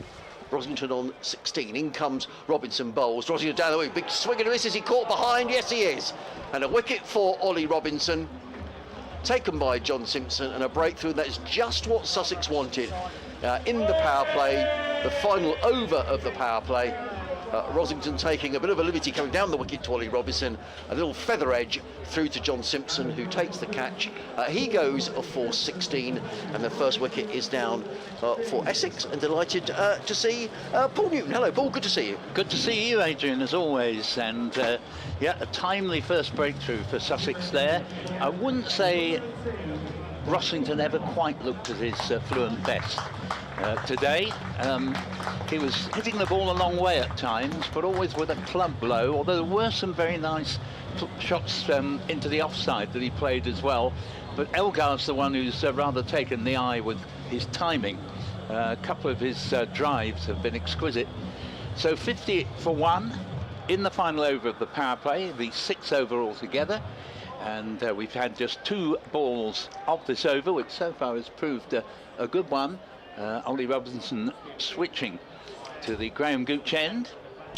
Yes, and he's coming in now to bowl to the new man in, who is Michael Pepper, who's doing some stretching as he waits. The floodlights starting to take effect. I have to say, touching wood, the heavy cloud seems to be drifting past Chelmsford, which is great. In comes Robinson, bowls, and Pepper, well, he runs that one down to third man. Ollie Robinson looks disappointed, but that looked to me to be a clever shot from Michael Pepper. Third man up, and he just waited for the ball, and the ball was just fine enough to avoid keeper Simpson, and the man at short third man, it run away for 4 runs, and that's a clever shot from Michael Pepper, and takes Essex to 54 for 1. Yes, well described, because he started to come forward, then adjusted his stance and deliberately just ran it down through the vacant slip area. Robinson in his third over, in and bowls, and Pepper this time waits and eases that out into the offside, picks up a single, fielded there by Harrison Ward at point, and there is no run. If you just joined us, a very good evening. Welcome to live cricket on the BBC, BBC Radio Essex and Kent on our DAB frequencies. We're also online as well, on the Essex Cricket Club stream as well. So a very good evening, wherever you're listening, whatever you're doing. And we're just glad we've got some cricket, because the weather forecast wasn't great, but a full house here at Chelmsford is watching Ollie Robinson coming running into bowl to Dean Elgar, who plays this through the offside, through extra cover. It's just a single fielded out there at mid-off by Tamal Mills. The total goes to 56 for 1, Elgar to 31. And after this over, for those of you who aren't familiar with the rules of T20 cricket, Sussex can then move 5 men outside of the 30-yard circle, and that'll be the end of the power play. But for the time being, Sussex only allowed 2 fielders outside of the circle, which I'm sure Michael Pepper will be looking to make the most of. The right-handed Essex number 3, Robinson, running in towards us, bowls, and Pepper takes a step away and plays a sort of ugly smear across the line, and he was rather napping there, Michael Pepper. He played the ball towards Tamal Mills, who's fielding there at mid-on, and I rather thought he thought it was a comfortable single, then suddenly realised that Mills was shying at the stumps. The throw came in, it missed, but that might have been tight if Mills had hit. End of the over, 57 for 1. I think Sussex would have settled for that, 7 off the final over of the power play. Essex have been asked to bat 57 for 1, and Ollie Robinson has now bowled 3 of his 4 overs. Yeah, it's no over has taken fearful stick. Essex unable to go absolutely to town, but each over has given Essex the sort of 7 or 8 type of range, so fairly even game, I'd say, now, as we see the first ball of a new over, the 7th, and Pepper waits for a slower ball and steers it out into the offside. There's no run there. Danny Lamb is bowling his first over, the 7th of the innings. 57 for 1 put into bat are Essex, with Rosington the man to go for 16, and Lamb from the Sir Alistair Cook end, as it's now known, rather than the River end, is in. Bowls to Pepper, another slower ball, but he plays it well. Pepper get at least 1 run. He's going to come back for 2 as it goes down to long leg. Comfortably completed. 59 for 1 in the 7th. And we were talking before the game about the momentum in this competition. And when you think about last night, Paul, a game where maybe Essex were thinking with the rain, well, we're only going to get 1 point. You know, you suddenly pick up 2 in that game, and then all of a sudden you could maybe pick up 4 points from 2 games. So it is really a momentum competition. Lamb bowls, and this may well go for 6. It's been rubbed out. Could be a catch. And in fact, I think it has. Yes, it's been signalled as 6. Fieldsman away to our left. Finn Hudson-Prentice it was. Yeah, he looks as if he got a hand to it, but couldn't reel it in. I don't think it was. I think it would have taken a miraculous catch to take. Yeah, I was looking at Finn. It's way to our left-hand side. It looked to me as if Finn was looking at the rope as well. He wasn't quite sure where it was, and he was standing pretty much on the rope. So I think it's difficult to. Well, the crowd are cheering as if it were a chance, or was a chance, I should say. Lamb bowls to Pepper. 6 off the previous ball, none off the next ball. He has a rather wild swing at a ball outside off stump. Doesn't get the edge, goes through to wicketkeeper John Simpson, erstwhile of Middlesex, now captaining Sussex. And 65 for 1 is up on the board, and we're in the 7th over. I don't know what the view of that was, whether people thought that was a chance or not from... Perhaps a difficult one. He was right on the rope. Yeah, I think it would have taken an awful lot to catch it. 1 run here as Pepper runs the last ball of the Lamb over down to short third, and they get to sing. In fact, there's 1 ball left. 66 for 1. Pepper has 14 in next to no time, and he is a must-dismiss player from a Sussex point of view, right? Because he takes all manner of liberties, as we've seen, dawdling down the wicket, nearly run out, and then very nearly caught on the wide long-off boundary. But if you don't get him out, it can kill you. As here's the next ball round the wicket. Lamb again taking the pace off the ball. They've run 1 out to deep mid-wicket, who's coming quickly, and Finn Hudson-Prentice keeps it down to a single. And the score at the end of the 7th over put into bat, Essex 67 for 1, Rossington out for 16. There are 31 to Dean Elgar, who hasn't had much of the strike just in the last couple of overs, and 15 in next to no time for Michael Pepper. Well, we are going to get the first spin of the evening. I saw the helmet being brought out for the Sussex wicketkeeper John Simpson, and it's going to be the 20-year-old Sussex left-arm spinner James Coles, who's very fine young player. I was talking to him actually after the win at Gloucestershire at Bristol, and he was saying he played in this fixture last year and has really cemented his place now in this Sussex T20 side. He's coming in over the wicket to bowl to Dean Elgar, and Elgar eases that one through mid-on and picks up a single down to the fielder on the long-on boundary, who's Nathan McAndrew. Yeah, I thought that was good cricket from Elgar. You see many a player go after the first ball of a bowling change and not time it well, and he got right over that, just taking the attitude. Let's have a look at this bowler first. Yes, you wouldn't have seen a lot of James Coles, if anything. 68 for 1 Essex. Coles in bowls. Full toss. Pepper hammers that one down the ground. They'll be looking for 2 here. Very good bit of fielding by McAndrew down at long off. He got around the boundary very quickly and got in the throw. So just a single to Pepper, who goes to 16. 69 for 1. James Coles for the left-handed Elgar has got 3 men saving 1 on the offside, 1 on the leg. The other fielders scattered around the boundary as Coles is in, and Elgar is forward and just plays that very deliberately through mid-on for a single. So a single off the first 3 balls of the over. Yeah, it really was, as you said, a good bit of fielding from the previous ball, Nathan McAndrew. A lot of ground to make, and sent a pretty accurate throw while off balance. Coles in again, bowled, and Pepper edges, and he's a little fortunate. A good bit of fielding by Danny Lamb at the end of the edge of the circle at third man, but had there been a slip in place, that might have been curtains for Michael Pepper. However, in this form of cricket, there's very rarely a slip when you get into the 8th over of the innings. Pepper goes to 17, 71 for 1. Coles in again. Elgar takes a step down the wicket. They've taken 1. They'll think about coming back for 2. They'll need to get a bit of a move on. The throw comes in from McAndrew, but actually it was very good running between the pair, who immediately set off for the second run. And Elgar goes to 36 off 26 balls, and Essex to 73 for 1 in the 8th over, having been asked to bat here this evening. Coles off 4 or 5 paces in and bowls, and again Elgar just eases that down the ground to Nathan McAndrew, who fields at long on, and there is no run. So tidy enough from James Coles, just the 8 runs coming off of the over. And Essex are 7 runs coming off of the over, and Essex are 74 for 1 here on BBC Radio Sussex and BBC Radio Essex. Myself, Adrian Harms, delighted to be alongside Paul Newton. Yes, Essex haven't raced away here, but what I think works in their favour, they set a very good platform and they're only 1 wicket down. If they have a downfall in T20 cricket, over the 20-odd years of the competition, it's been losing too many wickets in the power play. They couldn't be accused of that today, and they've got a good platform here.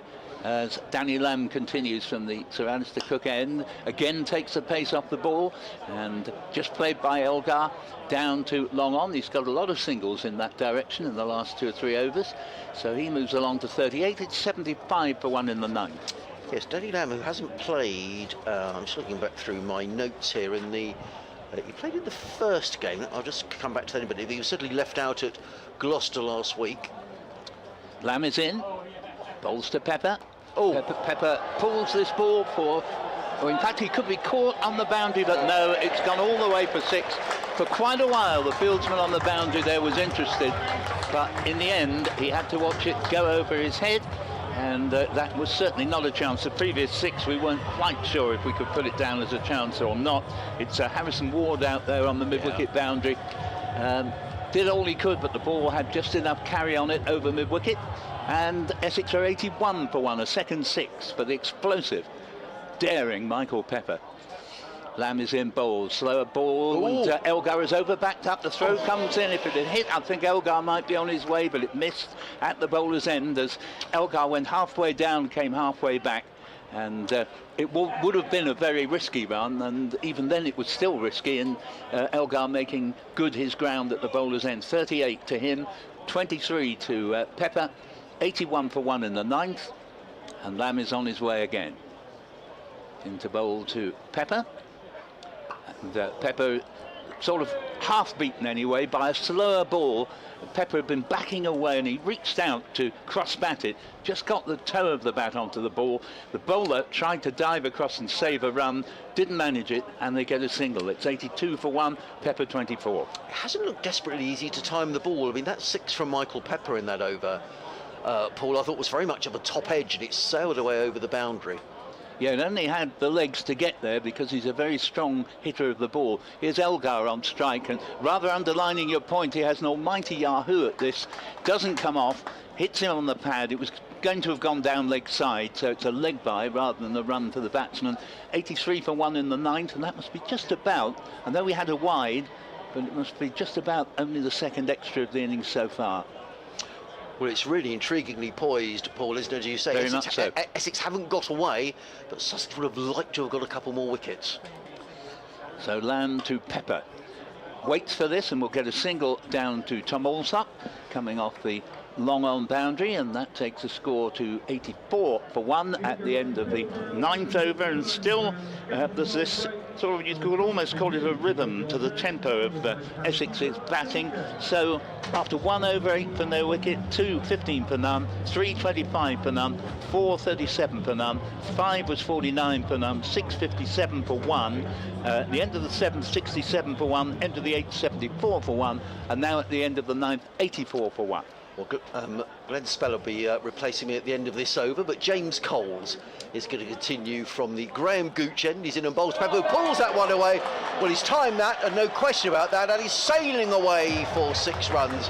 Backward of a square on the leg side. That was a beautiful pick-up from Michael Pepper, and it sailed away into the crowd. No thoughts of a chance.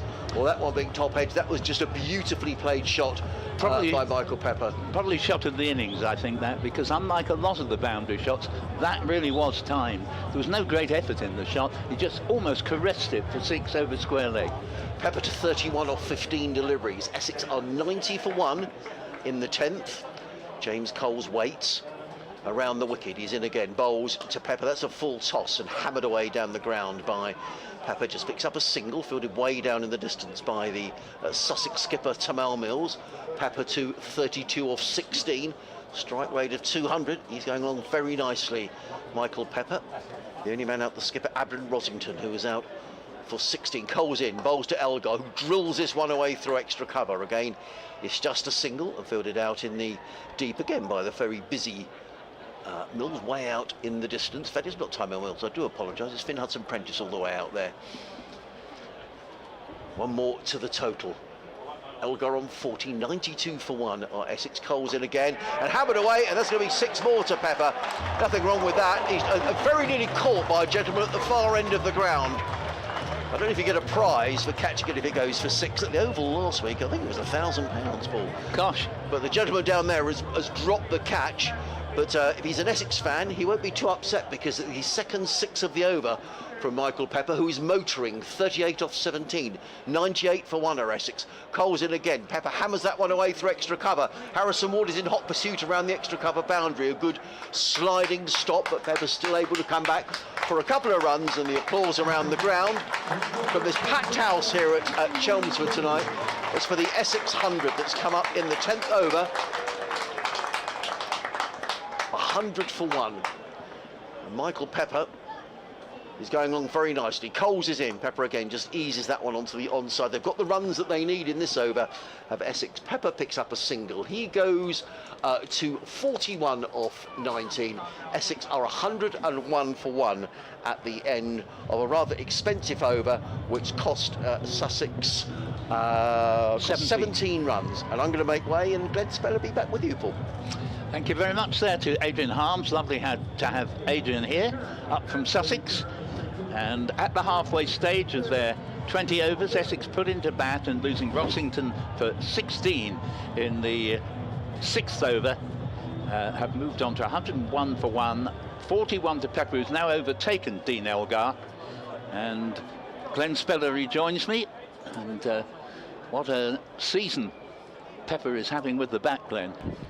Yep, got a first baller down at Gloucestershire, reverse swept straight into the hands of a fielder for not very many at Taunton, and since then has looked the player we hoped he was going to be and think he is. Yeah, he's really been in form as Mills comes back into the attack. Pepper gets a single down to short third man, and the score to 102 for 1 as Pepper moves up to 42. And by Pepper's risk everything standards, Glenn, he's actually played rather cannily there for the most part. 1 or 2 risks, but what I like about the way he's played tonight is he's hit the 6 hits and been a little bit lucky to get away with a couple of them, but he's also watched the ball well and been happy to sort of pick up singles in amongst the boundary hits. Here's Mills with the familiar kangaroo hop as he comes in from the Sir Alistair Cook end, and Elgar really possibly trying to hit the ball too hard in the last 3 or 4 overs that he's been at the crease. He's such an elegant player, and here he's just trying to use sheer force. It didn't work for him in the previous over. He does get a single here, but a rather untidy looking shot, perfectly safe along the ground to mid off. Bowler almost cut it off. Elgar moves to 41. It's 103 for 1. Scores elsewhere, still raining at Taunton. Somerset reached 11 without loss in the first over of that game. Middlesex 73 for 3 against Hampshire. Mills switching to round the wicket to bowl to Pepper. Pepper taken on the pad here, tries a pull but doesn't get the timing right. He was through with the shot too early, and Mills is a difficult bowler to face because in amongst the 90-mile-an-hour pace for which he's renowned, he's very good at taking the pace off the ball. Good comeback from Surrey against Gloucestershire as well. Surrey put Gloucestershire in there and they raced away after the power play, but they've been hauled back to 140 for 5 halfway through the 18th over there, and you would think anything like that score at the Oval is not going to be enough against a very good Surrey side. They're the games in the Southern Division this evening. As Mills around the wicket again to the right-handed Michael Pepper, left arm around, bowls, and Pepper's pulled this away for 4, I think. Yeah, there's nothing the fielder can do there. It goes past the man at 45 degrees behind the wicket on the leg side, and although there is a man out on the boundary at deep square leg, he's far too square to be able to get to that ball, and Pepper continues in terrific vein. 46 now to him, 107 for 1 in the 11th. I think if you're Sussex at the moment, or a Sussex supporter, the alarm bells are probably ringing here.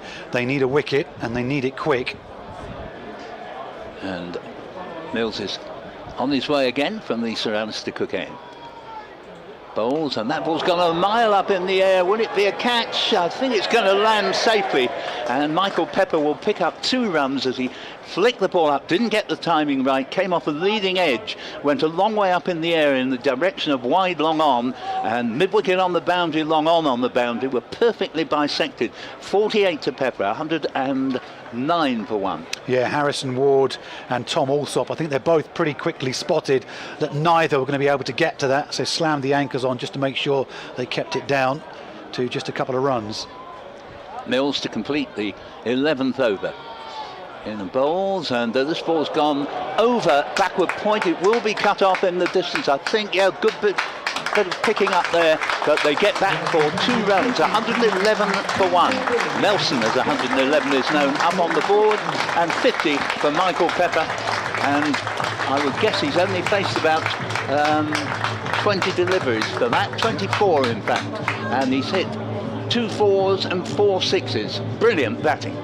Just risked his arm a couple of times there, didn't he, with those last 2 shots, one which bisected a couple of fielders in the deep and landed just short, and then that one which he sliced over the head of backward point, but struck that wonderful century here on that Sunday afternoon against Middlesex, and looks like he's got the taste for it again tonight here. And I'll just repeat myself, Sussex need a wicket, they need a breakthrough here. 111 for 1 with 9 overs still to go of this Essex effort. The run rate a smidgen over 10 at the moment, and it is going to be McAndrew from the Graham Gooch end. In and bowls to Elgar, who swings that one away to the deep mid-wicket fence, but there is a man out there, and they come through for just the single. McAndrew conceded 11 off his first over.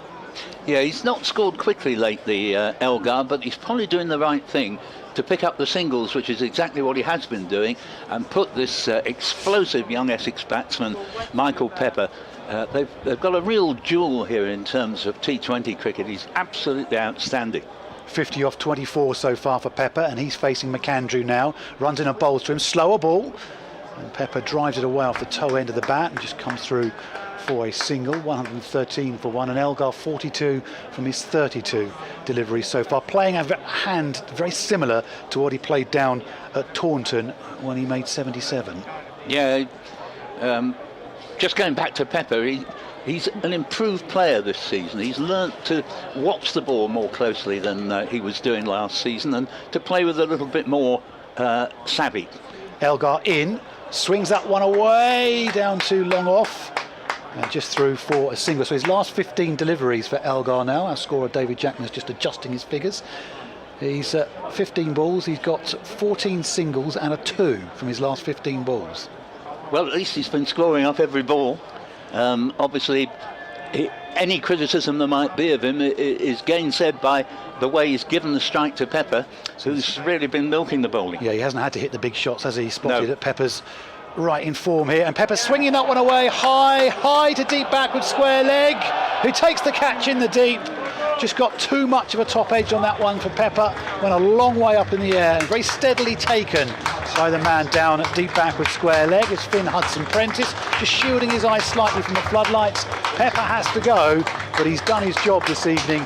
51 from 25 deliveries, 26 deliveries, 2 4s and 4 6s. But it's another wonderful effort from Michael Pepper, and there shouldn't be any respite here for Sussex here, because what it does do is it brings Jordan Cox out to the wicket, and Essex supporters know exactly what he's been capable of so far this season, and they'll hope that Cox can put on a bit of a show here, because Pepper has put Essex, with that effort, smack bang in the box seat here, and they should be aiming for a big score, aiming up towards 200 with still 8 and a bit overs to go in this effort, after Sussex won the toss and elected to bowl first. But Sussex needed that, and they needed it, and the man they needed to get rid of as well was Pepper, who continued to swing away, but Paul just a more top edge than anything on that, and in the end the catch was taken 6-7 yards inside the boundary.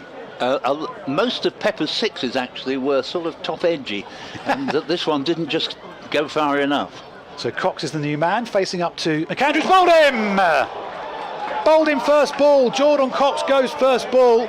Good delivery that from Nathan McAndrew, taking the top of off stump and flicking the bails off. Cox has to go first ball, and Sussex will feel they're right back in it now at 114 for 3, because that is the removal of the very dangerous and informed Jordan Cox. Well, that was a jaffer, wasn't it, from McAndrew? We're not in the perfect position to see it. I think it may well have seen. I also thought it kept a little bit low, and it went through very quickly. It kept a little bit low, and it went through very quickly. Just having another, went through him like a dose of salt, and Cox just stood there, mouth agape. Couldn't take it in. He did not expect to hear the death rattle, but that's exactly what he did here. And well, he'll be on a hat-trick next delivery, McAndrew, and the whole complexion of the game, I won't say it's been completely changed, because Essex is still in a good position, but certainly two very important players removed. Just started on middle stump, middle and off that ball, and just seemed to just go away from Cox, who had a good stare down the pitch, and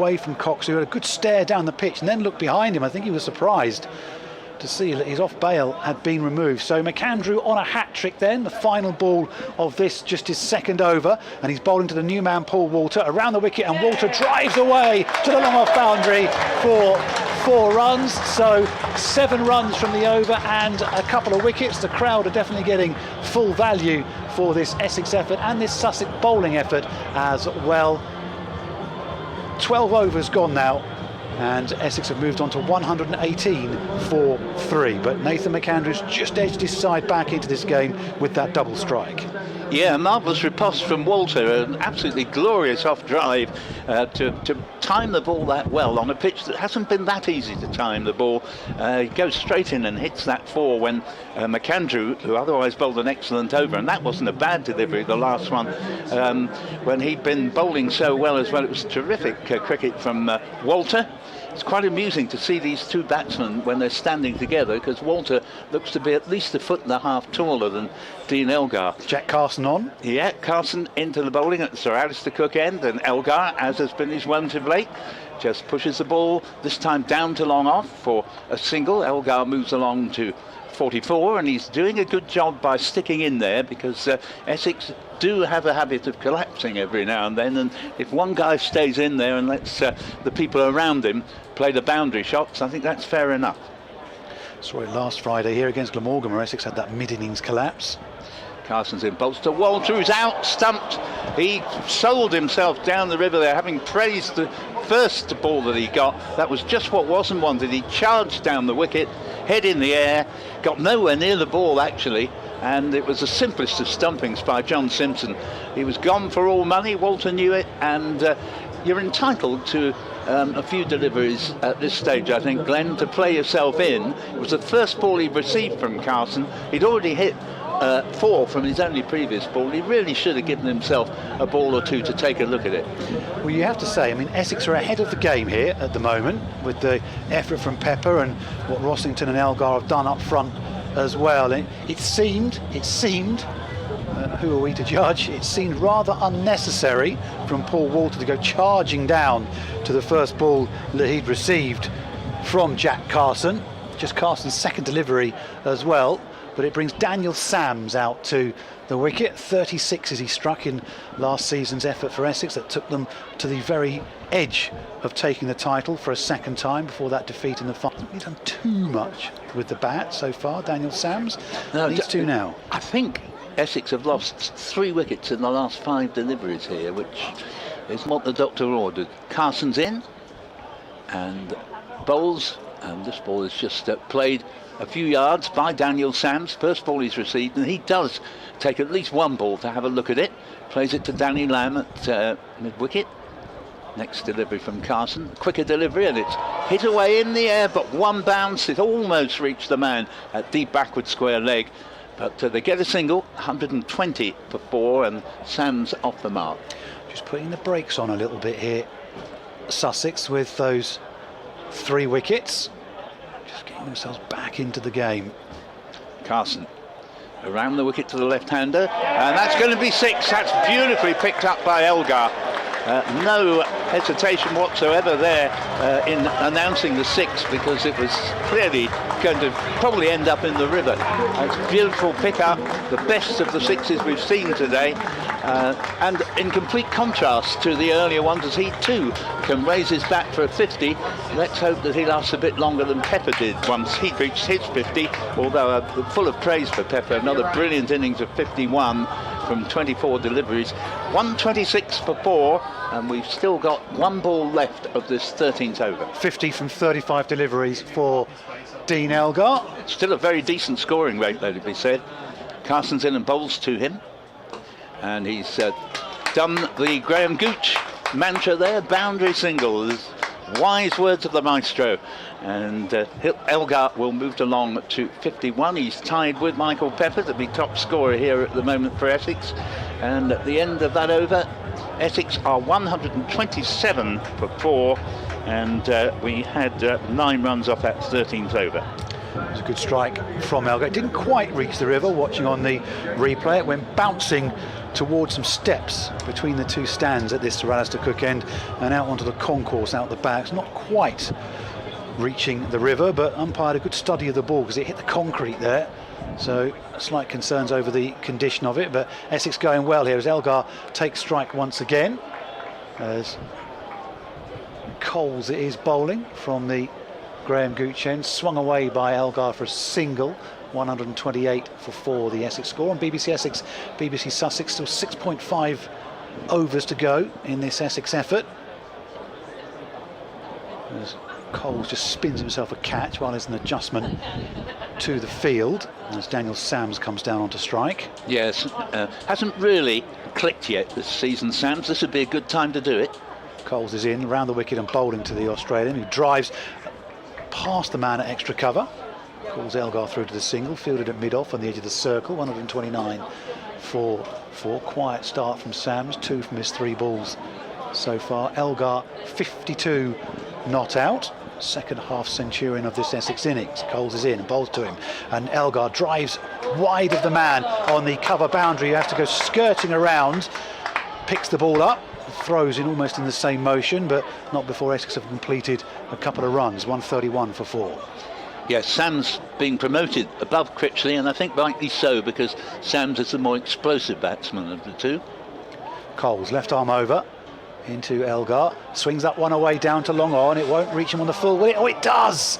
It does. Just for a moment the fielder had to adjust himself, and I thought he was maybe thinking, well, I'll take that on the bounce, and it's just dropped down to around about knee height. He's taken a really good low catch in the end, so Dean Elgar, almost a virtual silence around the ground, has to go for a very well constructed 54, and Essex are now 131 for 5, and Sussex have taken 4 quick fire wickets here to slap the brakes on this Essex innings. Still just over 6 overs to go, 131 for 5, and we might have to readjust our thinking with what Essex are going to be looking at, as Elgar does now get a fine hand as he makes his way to the boundary edge and the Essex dugout. Yeah, well, we did say actually when there was 1 down, Glenn, that Essex do a fine line in collapses, and you mentioned the one against Glamorgan, which was I think 90 for 1 to about 107 for 8. Before Essex were rescued by a fine 9-wicket partnership, and well, this is looking a little bit like that now, with 4 wickets down very, very quickly. So Matt Critchley is the new man, facing up to Coles, quicker and shorter, and Critchley can just stand and deliver from the crease and drive up to long off and get himself off the mark. 132 for 5. 1 more ball to go in this, the 14th over. The run rate is 9.5. 2 fresh batters at the wicket. Sams drives up to long on, and we'll just pick up a single, just a little break of the wrist to whip that one up to long on.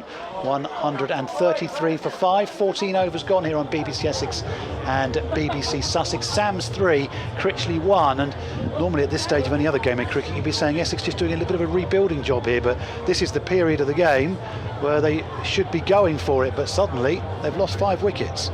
Well, that's right, and that was, I think, the most economical over of the innings so far. Only 6 runs from it, another wicket down, and Essex just losing wickets at a bad time here. Well done to Sussex, coming right back into the game, and once Pepper had holed out for 51, Cox was out to an absolute beauty. First ball for naught to McAndrew.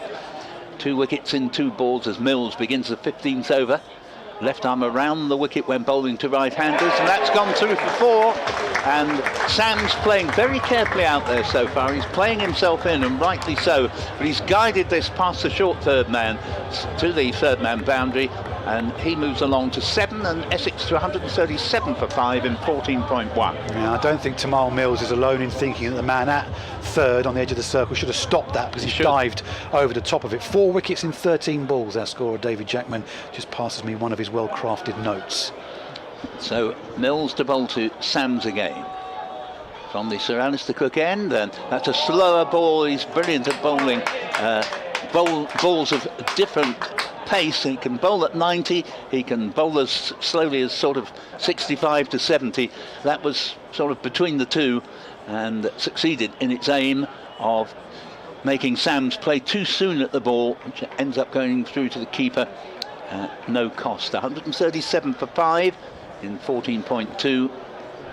And Tamal Mills, once of Essex, now captaining Sussex in the T20, comes in again. Bowls to Sams, has an enormous swing at this again. He's played a little bit too soon. Very good bowling. It's a really, really quick ball. Yeah, that was rapid from Tamal Mills. Takes him on the pad, and no appeal, but the dot ball is just as precious, really, from a Sussex point of view. 138 for 5.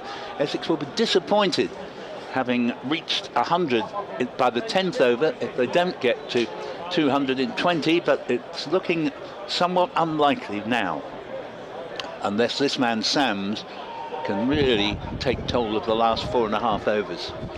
And here is Mills in again. Bowls to Sams, and Sams does get hold of this, but he's almost hit it too well, as it goes very quickly down to Lamb at mid-off and gets a single. 139 for 5. We've had 14.4 overs, so still just over 5 overs to go. Yeah, I'm going to have to start finding the boundary again here, Essex, but this is a good over from Tamal Mills. 4 off the first ball in the wide, but good comeback since then, just upping the pace, I think. As Mills is in again. Bowls, and this ball's just played by Critchley down to long on. Tom Alsop in front of us.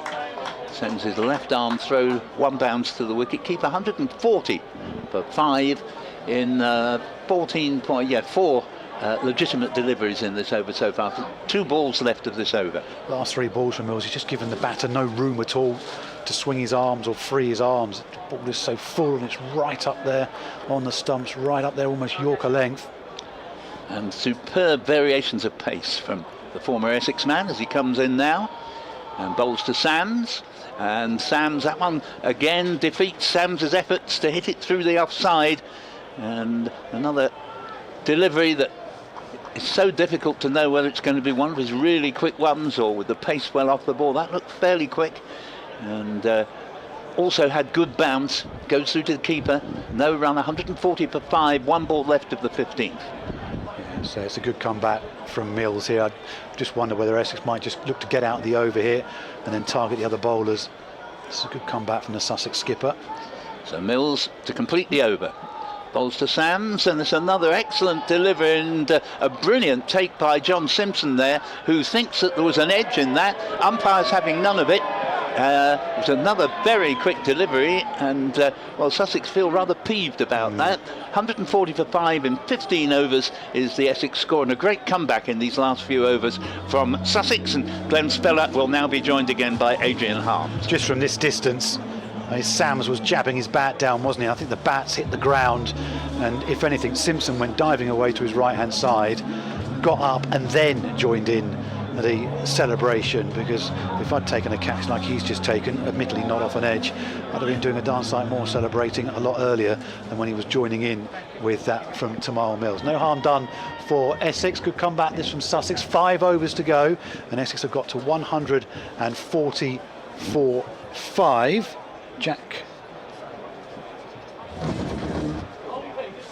James Coles continues from the Graham Gooch end. Slight misfield as the ball is driven up to long off, and they come through for a single. 141 for 5. brings Sams down onto strike. Critchley picking up the single. Coles is in and bowling to Sams, who drives straight down the ground, but only picks out long off again. And comes through for a single. Well, Adrian, you disappeared off for 5 overs. Watch from the back of the box. It's a good comeback from Sussex. Well, I was just going to say how games change. It was 101 for 1 when I went off commentary. Coles left arm around, comes in and bowls to Critchley. Bowled him! Critchley trying to whip that one away into the onside, but there was a single wherever he wanted to pick it out. And in the end, it's gone between bat and pad. Coles gets his man, 141 for 6, and this is becoming a bit of a pattern with Essex, and a mid-innings collapse. Had it last Friday against Glamorgan, where eventually they fell over the line thanks to a fine hand from Luke Benkenstein. But Sussex have got themselves right into this game, because when you went off air, 101 for 1, they were staring down the barrel of 200. Well, absolutely they were, and I thought there was. I mean, the 2 wickets and 2 balls from Nathan McAndrew changed things, but I thought it was quite clever the way that Tamal Mills then, introduced the spinners into the side as well. Jack Carson picked up that wicket. I did think it was a great shot by Walsh. He didn't really have a look at him, did he? And then got stumped. But yeah, Sussex have fought their way back in, but there's still a way. I mean, Essex might still think from here 142 for 6. I guess they can't afford to lose any more wickets here. Well, it's the hero of last Friday has come to the wicket now, Luke Benkenstein. Yeah. A fine hand and a cool, calm hand as well to help get them over the line alongside Shane Snater. He's facing up to Coles. Coles spears that one in at Benkenstein, who drives to the man at short extra cover for no run. Named the England under-19 captain as well this week, Benkenstein. He's obviously a fine player. Coles round the wicket again. Reverse sweep from Benkenstein. Now, has he got all of that? He's got enough. Yeah. And it goes down to the rope for 4 runs. 146 for 6. We're in the 16th over. Well, it's a brave shot to play early on in an innings, and a confident shot as well. No chance of that being cut off by a combination of Mills and McAndrew down below us. Little chat there with Daniel Sams as well after the ball disappeared away to the boundary. Coles left arm around into Benkenstein once again, full toss, and Benkenstein doesn't get anything for his efforts there, drives it straight to a tumbling man at extra cover, and there's no run. End of the over. That's good from Coles. 2 for 36 from his 4 overs. 4 overs to go, and Essex are 146 for 6. They've lost 5 wickets for 45 runs. Yeah, it's been a terrific comeback as far as Sussex are concerned, and I think from a Sussex point of view, it's very encouraging that Tamal Mills is entrusting his young spinners here. I mean, Sussex have used 7 bowlers here tonight, but he's entrusted James Coles, he's entrusted Jack Carson, and they both repaid that faith. And now it's a chance for Nathan McAndrew, who from the first time this evening is going to bowl from the Sir Alistair Cook end of the ground. The floodlights really taking effect now. The dark clouds are staying away from Chelmsford so far, as in comes McAndrew racing in and bowls, hammered down the ground. Now, I'm not sure if that was an attempted caught and bowled. It looked to me like a very good stop by Nathan McAndrew, because that was absolutely drilled back at him by Daniel Sams. We'll just see a repeat of that. Was that it would have been probably the caught and bowled of all time. I'm not sure if it was even a chance, to be honest. He stopped it. That's probably what matters at this stage. Brilliant stop. 147 for 6. That would have stung Nathan McAndrew's hands. He's still ringing that left hand as well. He's just pausing. I'm not surprised. That was going like a train. Benkenstein waits.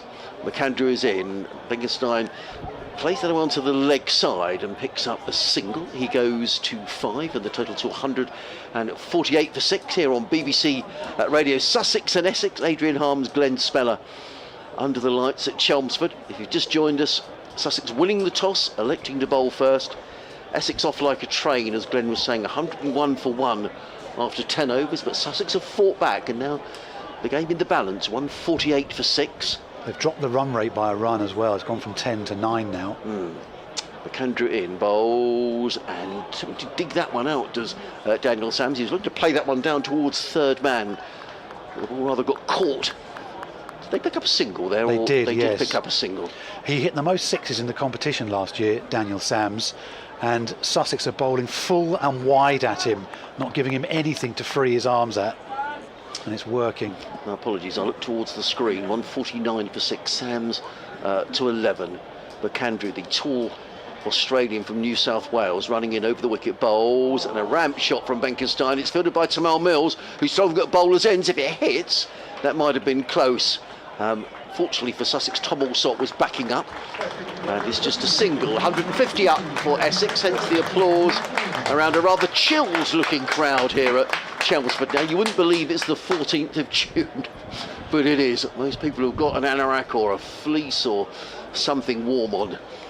Because it really is it's turned into quite a chilly evening, but it's dry, and that's perhaps more than we could have hoped for from the weather forecast. McAndrew in again, bowls, hammered away. Now he could be caught. It's pulled away to deep backward square, and that's a very good catch down there. That's an excellent catch by Jack Carson on the leg side boundary. What was good about the catch was he adjusted himself. He was looking into the lights. He waited. That went up a long way, and that's a very fine catch by Jack Carson. And another wicket goes down, and Essex are 150 for 7, and Daniel Sams is the man to go. I reckon that was a good catch, Glenn. Yeah, it was as well judged, and again, just like the one taken in the deep to get rid of Michael Pepper, square of the wicket on the onside, just had to momentarily just shield his eyes. It was up in the floodlights, and then just took a nice catch, and well, calm as you like, he's now signing some autographs in the members area while they await the arrival of the new Essex batter, well done, Jack. who is Shane Snater. So he got a few jeers and a few ironic jeers while the ball was coming down, but I think it's been recognised. He's taken a good catch there, and he shares a joke and a laugh and signs some of the youngsters' scorecards down there. He's turned into a very fine fielder as Jack Carson. In comes McAndrew, bowls, clipped round to the onside by Snater. He picks up one, there'll be two as Harrison Ward races around the leg side boundary and fields. It's two more to the total. Snater is on his way. At the end of the over, Essex are 152 for 7. Nathan McAndrew, 3 overs, no maidens, 3 for 24, and with 3 overs remaining, you'd have thought that maybe Sussex, well, we don't know because they haven't batted yet, but I think we'll be the happier of the two sides at the moment, Glenn. Yeah, I think so. The way they've come back into this, and to say staring down the barrel at 200, to have Essex with 3 overs to go at 152 for 7, I think they'd have bitten your hand off if you'd have said that to them. Yeah. At the point of 101 for 1, Ollie Robinson is going to bowl from the Graham Gooch end. He's in now and bowling, and that one is swung away by Luke Benkenstein down to the long on boundary. That one's got wings. It's gone over the long on boundary, and it's gone all the way for 6. He got all of that and then some, and Essex needed a few more of those. 158 for 7. Yeah, I was interested they've turned to Ollie Robinson here, who's often bowled at the death, but they're probably thinking McAndrew's got another to bowl and Mills another. But he didn't hang around there. Benkenstein just hammered that one away over straightish mid-wicket or wideish mid-on, whatever way you look at it, but it went many rows back. Super shot. Looks a talent. He's a very, very good cricketer. Really impressed me with his bowling down at Gloucestershire and Somerset. Bowled with great maturity, the spinner, and batted with great maturity last Friday as well. Need a few more of those. Watch Robinson's response to being dumped into the crowd as he comes in and bowls to Benkenstein, who tried to reverse ramp him, I think is what he was trying to do, and in the end he has his leg stump pushed back. He's gone. 158 for 8. Well, he got the 6. It seems rather unnecessary, but I guess with just over 2 overs to go, he feels every single ball has to disappear as well. But that was one of those where if you miss, Robinson's going to hit. 158 for 8, and Essex might be in danger of not batting out their 20 overs here. And I think, as they say, Glenn, I think got a bit of a send-off then from Ollie Robinson as well, who I don't think was too impressed about being hit for 6 from the previous delivery. And I would agree with you. I just wonder, having hit that 6, maybe just pick up 1s and 2s from the rest of the over. But now 8 wickets down, 158 for 8. Yeah, it all seemed rather unnecessary, didn't it? But he knows best. I mean, who are we to judge? Played a fine hand last week, struck that 6 beautifully. Clearly feels he's seeing it well. Clearly feels he'd got power to add, but as his leg stump pushed back, good comeback that from Robinson. And so Essex are in a bit of trouble here. Ben Allison, the man who's effectively replaced Simon Harmer in the side this evening. Harmer being rested, is the new man in, facing up to Robinson now. Robinson's in and bowls. Full delivery. Allison jabs the bat down onto, and they might, no, don't go for the second, come through for the single as the man at long on comes herring in and just cuts off the second. 159 for 8. We're in the 18th over here on BBC Essex, BBC Sussex, via the BBC Sport website and app as well. And your smart speaker, just ask to play Essex versus Sussex. I suppose Essex from here will think, well, if they can back their overs and pick up a runner ball, they get around 170-ish. Robinson in and bowling to Snater now. Snater goes, well, tries to go big down the ground, and on the bounce it hits the man at mid-off, just on the edge of the circle, and they scamper through for a single. 160 for 8. Snater last week played good hand alongside Benkenstein to get Essex over the line. 3 edges off Marnus Labuschagne that went down to the boundary for 4, and Labuschagne, it was interesting to watch him get more and more angry and frustrated with every delivery that he bowled, because he got his side back into the game. There's a good spell of bowling actually, the Australian, as Robinson comes in and bowls to Allison, goes up to mid-on. There'll only be a single there, but sensible batting from him. 161 for 8 the score now. We've got more stats from the back of the box. Essex have lost 7 wickets in 35 balls. Wow. Yeah. For how many runs, David? That is the mid-innings collapse. 44, yeah, that is a collapse, isn't it? Better than against Glamorgan, David. Yes, this time last week we'd yet to experience that, as Robinson comes in and fast. Oh, now that should be a no ball. It's almost a beamer, which Snater has sliced away behind square on the offside. They've come back for 2 runs. It is signalled a no ball. And will it be a free hit? And yeah, just checking with the square leg umpire as well that was shoulder height, which it was. So Robinson will have to do it again. There goes the whirly sign eventually, which signals, as you quite rightly say, the free ball. Snater picks up a couple of runs. It was a no ball, and here's Robinson with the free hit for Essex. Bowling to Snater. Snater steps away, gets a big thick edge to that one, down to the deep third boundary where there's a tumbling stop, but they'll come back for a couple of runs, although Snater needs to get moving a little bit, shifts through for a couple of runs. Excellent piece of fielding, sliding, diving stop down at deep third by Tom Alsop, and he gets a round of applause as well from Ollie Robbins for that. End of the over, 18 gone now here on BBC Essex and BBC Sussex, so the extra delivery just costs a couple of runs. 169 for 8 is the 167 for 8 is the score. Well, you're right, Glenn. That was a really good bit of fielding by Tom Alsop, and important as well, because we were just saying, it's funny how these games change.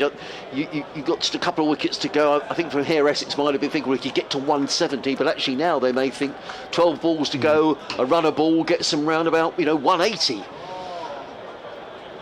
Jamal Mills is going to bowl his final over. No wicket for 24 in his 3 overs so far. Mills around the wicket, comes in and bowls, driven firmly down the ground. They can have to take a quick single here. Fielded there by Jack Carson at mid-off.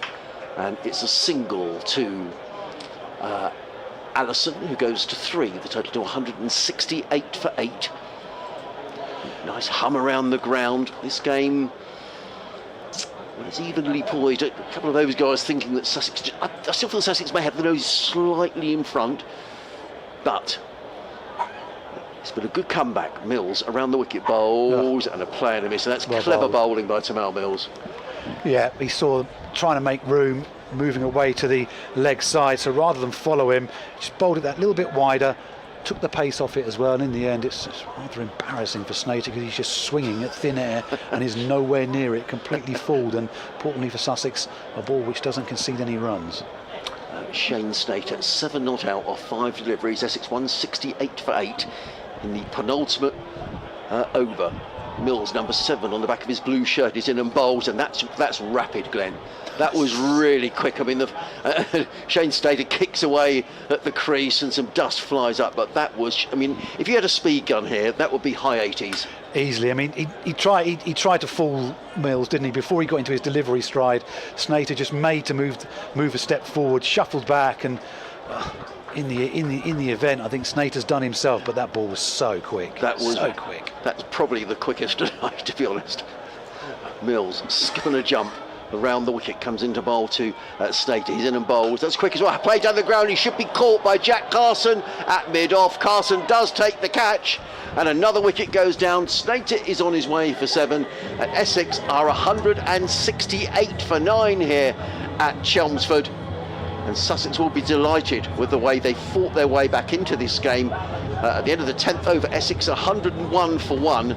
Now at the end of the 19th, 168 for 9. Hit the toe end, didn't it? More height than distance on it. Comfortable catch taken on the edge of the circle by Coles, just lobbed up to him, and Sussex is catching, apart from the first ball that Elgar faced, a sharp chance put down at slip, but otherwise their catching in the deep in particular has been excellent. Aaron Beard is the last man in, but you just feel the way that Mills has bowled, just see him off, take the singles that are on offer all over the field and see if you can have a real dart at it in the final over. But instead, Essex still in danger, with 8 balls to go, in danger of not seeing out their 20 overs.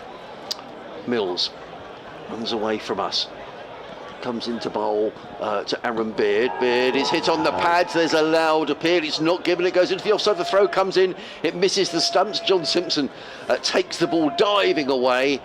And did that come off the bat? I'm presuming it did after all the excitement, and Essex go to 169 for 9. No, it is a leg by, but yeah, just think bowling around the wicket to the left-hander, he was asking a lot. It hit him on the full as well.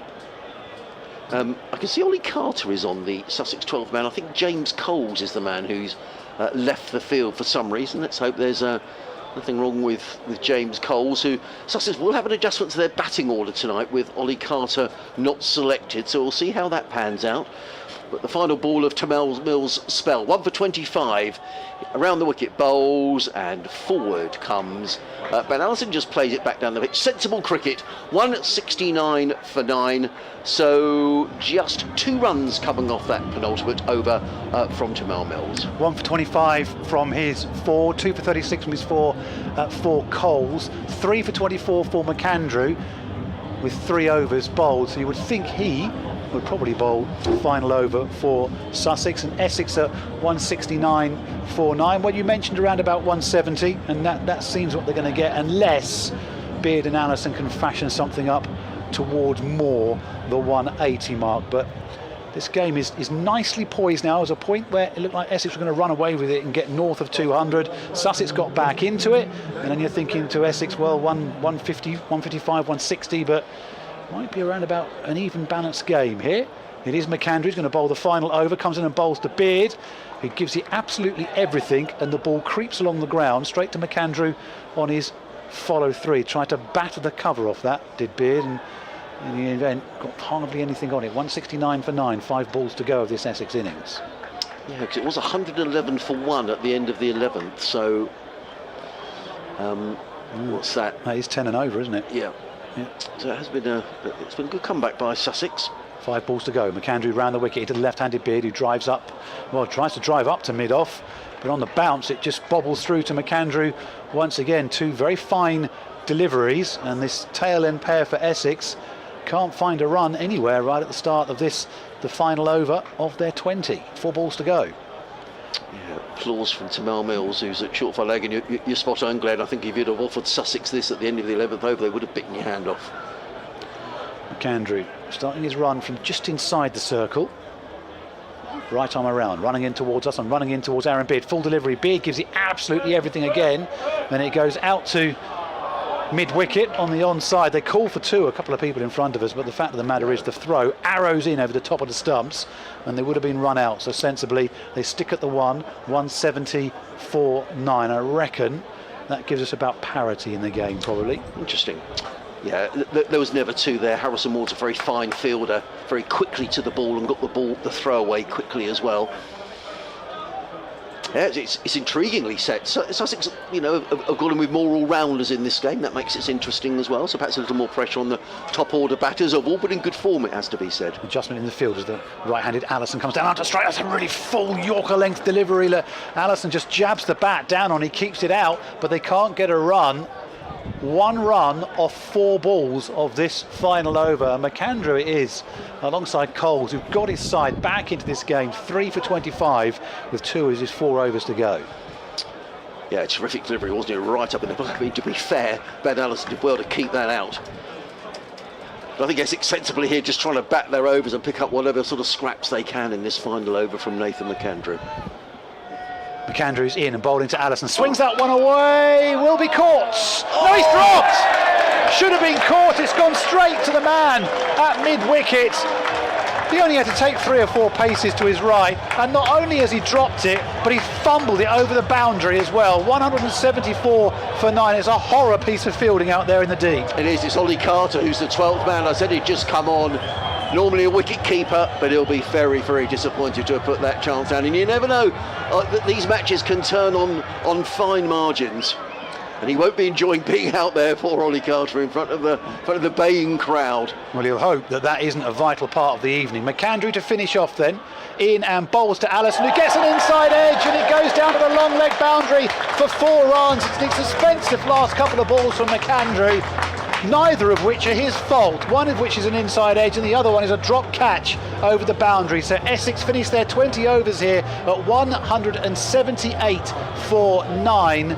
Sussex will need 179 for victory, so a smidgen, and I do mean a smidgen, under 9 and over. Wonderful effort from McAndrew, 3 for 33. Actually doesn't really do justice, because those last 2 balls put rather a little bit of a black mark, but not his fault. And Mills 1 for 25 from his 4. It's a fine comeback from Sussex, but Essex up front did really well with Rossington, Elgar and Pepper in particular putting bat to ball, but Sussex came back, took those 7 wickets in that mid-innings collapse of Essex, who've come back slightly at the end there with a couple of handy boundaries. 178 for 9, Adrian Harms. Yeah, it's interesting, isn't it? I was just watching some of the Sussex lads there going up to Ollie Carter and saying, don't worry, but often in these games it's the momentum switch, isn't it? You know, all of a sudden, I know it's only 8 runs, but only 8 runs in a T20 can be quite a lot of runs, and you just saw the way that the Essex batters there, that they raced off the field. They suddenly think, oh,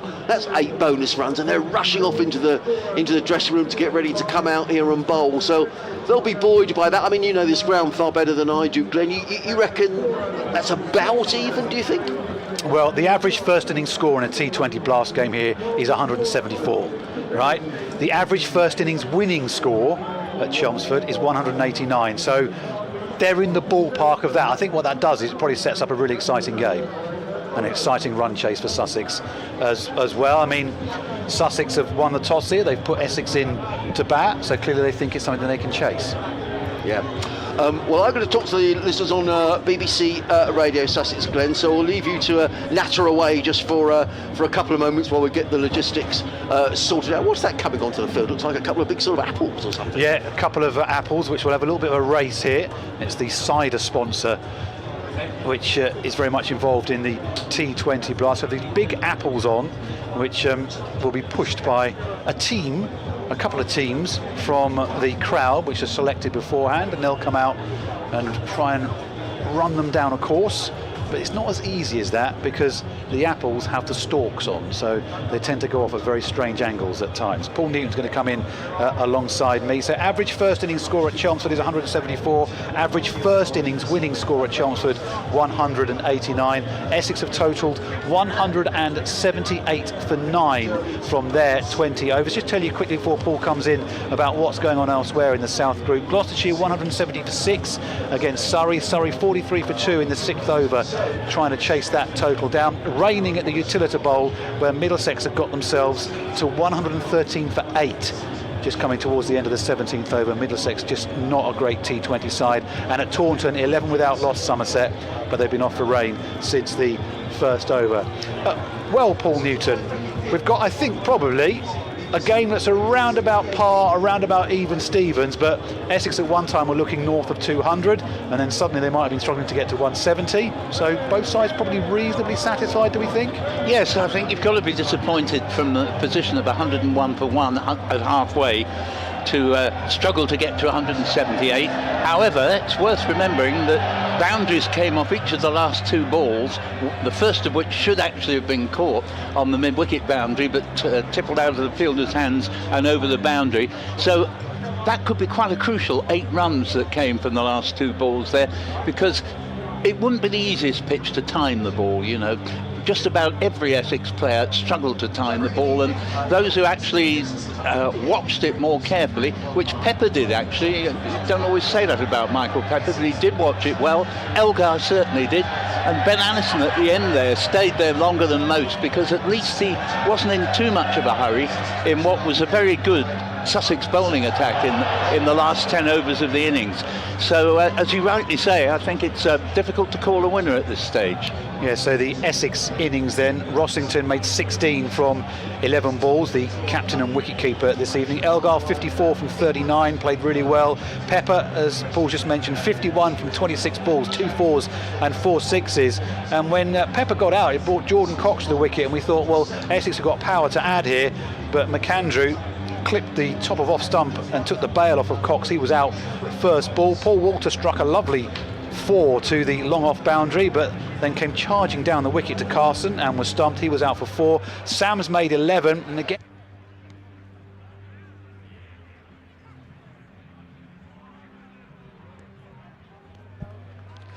Okay, so we have our half-time entertainment, which is the Thatcher's Apple Roll, thanks to our good friends at Thatcher's.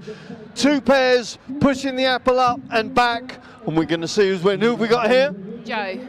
And Dan. Where are you from? Bishop Stortford. Bishop Stortford, we like Bishop Stortford, right. So, Dan and Joe here, your name? Nathan. Nathan and? Adam. Adam's happy boy because he's a tractor boy. No, we're not mentioning football, but congratulations. Right, you know what to do. When I say go, you're going to push the apple right the way up to the end, around the cone, and bring it back and give it to your partner and see what they can do, and then you can catch your breath. Ready? Here we go. 3, 2, 1, go! Go on, Joe. Go on, Joe.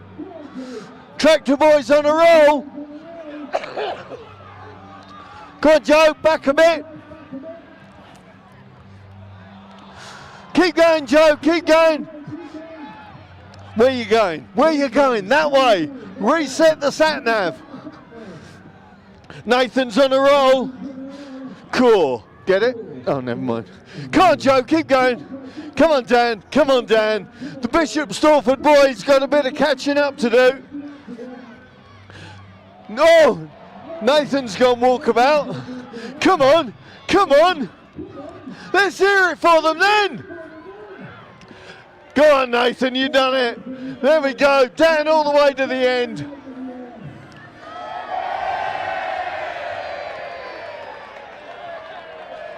I think that's what you call an apple crush. Well done. Congratulations. And the 2 guys get their very own Thatcher's gold hamper. Well done, boys. Congratulations.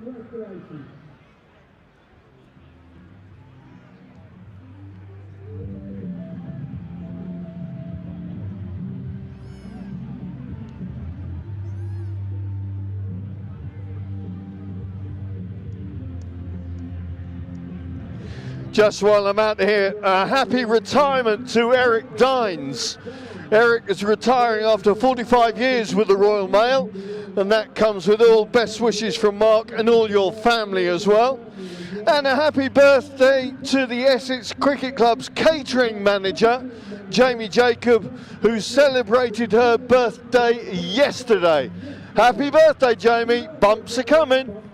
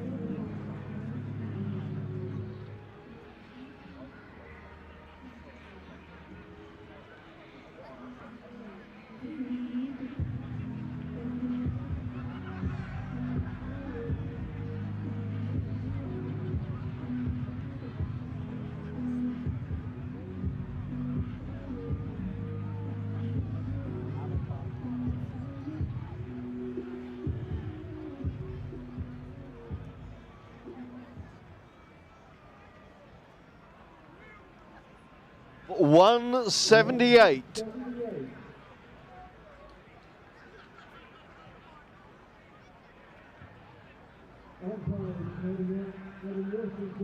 Leading Essex defending the total of 178, opening the batting for Sussex Sharks, number 35, Harrison Ward, and number 89, Daniel Hughes.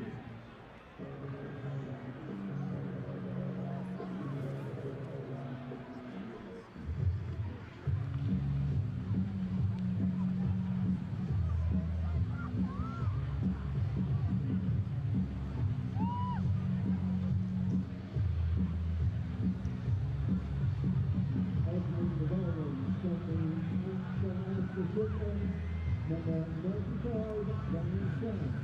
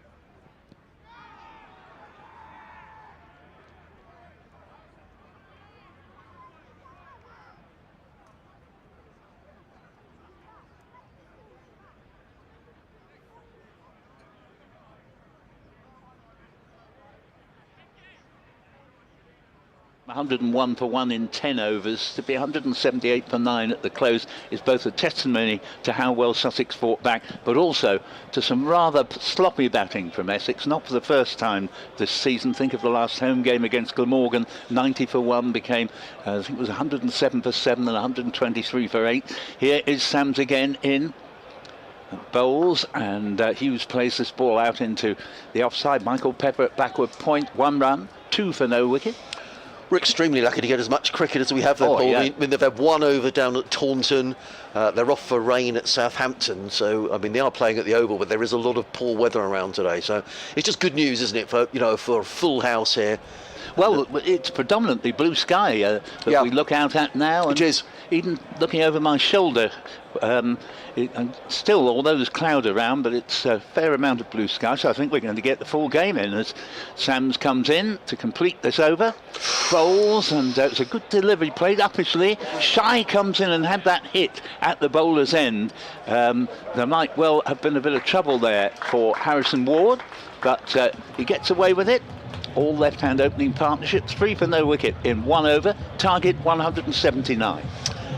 And you're listening to live cricket here on the BBC Radio Essex and Sussex, via our DAB frequencies online as well. Myself, Adrian Harms, alongside Paul Newton. and Glenn Spell, always made very welcome here at Essex. I have to say, Paul, whenever you come to this ground, there's always someone who directs you into the ground to your parking space, and you know, get something nice to eat before the game. So I do look forward to these nights at Chelmsford, particularly a Friday night with a big crowd in, and everyone's very close to the ground here as well. It's a terrific atmosphere cricket ground. Yeah, no, you're absolutely right, and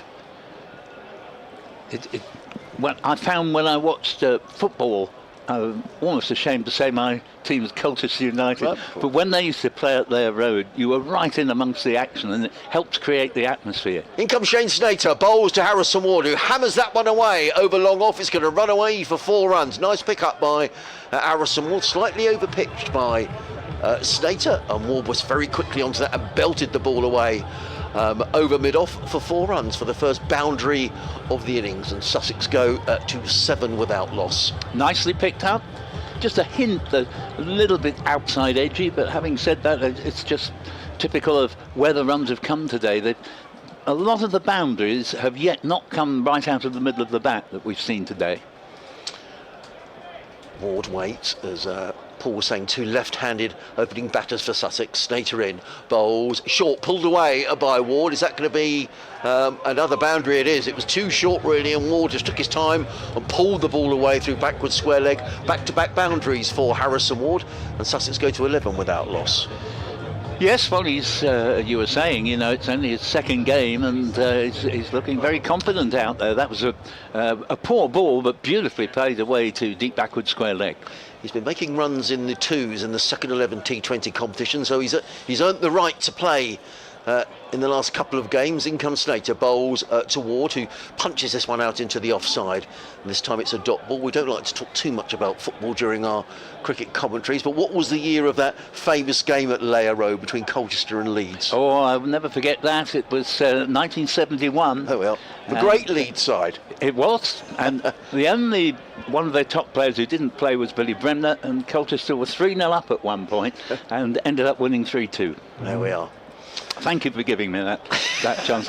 we won't mention football again. In comes Snater, bowls to Ward, who pulls this one away down the ground. That's the 3rd boundary of the innings. It was too short. I thought Ward had pulled that one way through mid-wicket, but in the end he played it very straight, and the ball whistled away through mid-on for 4 runs. So a good over as far as Sussex are concerned, and a good over for Harrison Ward, the 3rd boundary of the innings. 13 off the over so far, and Sussex to 15 without loss. Goes to show that scoring runs in 2s isn't to be sneezed at, because it means you're in form.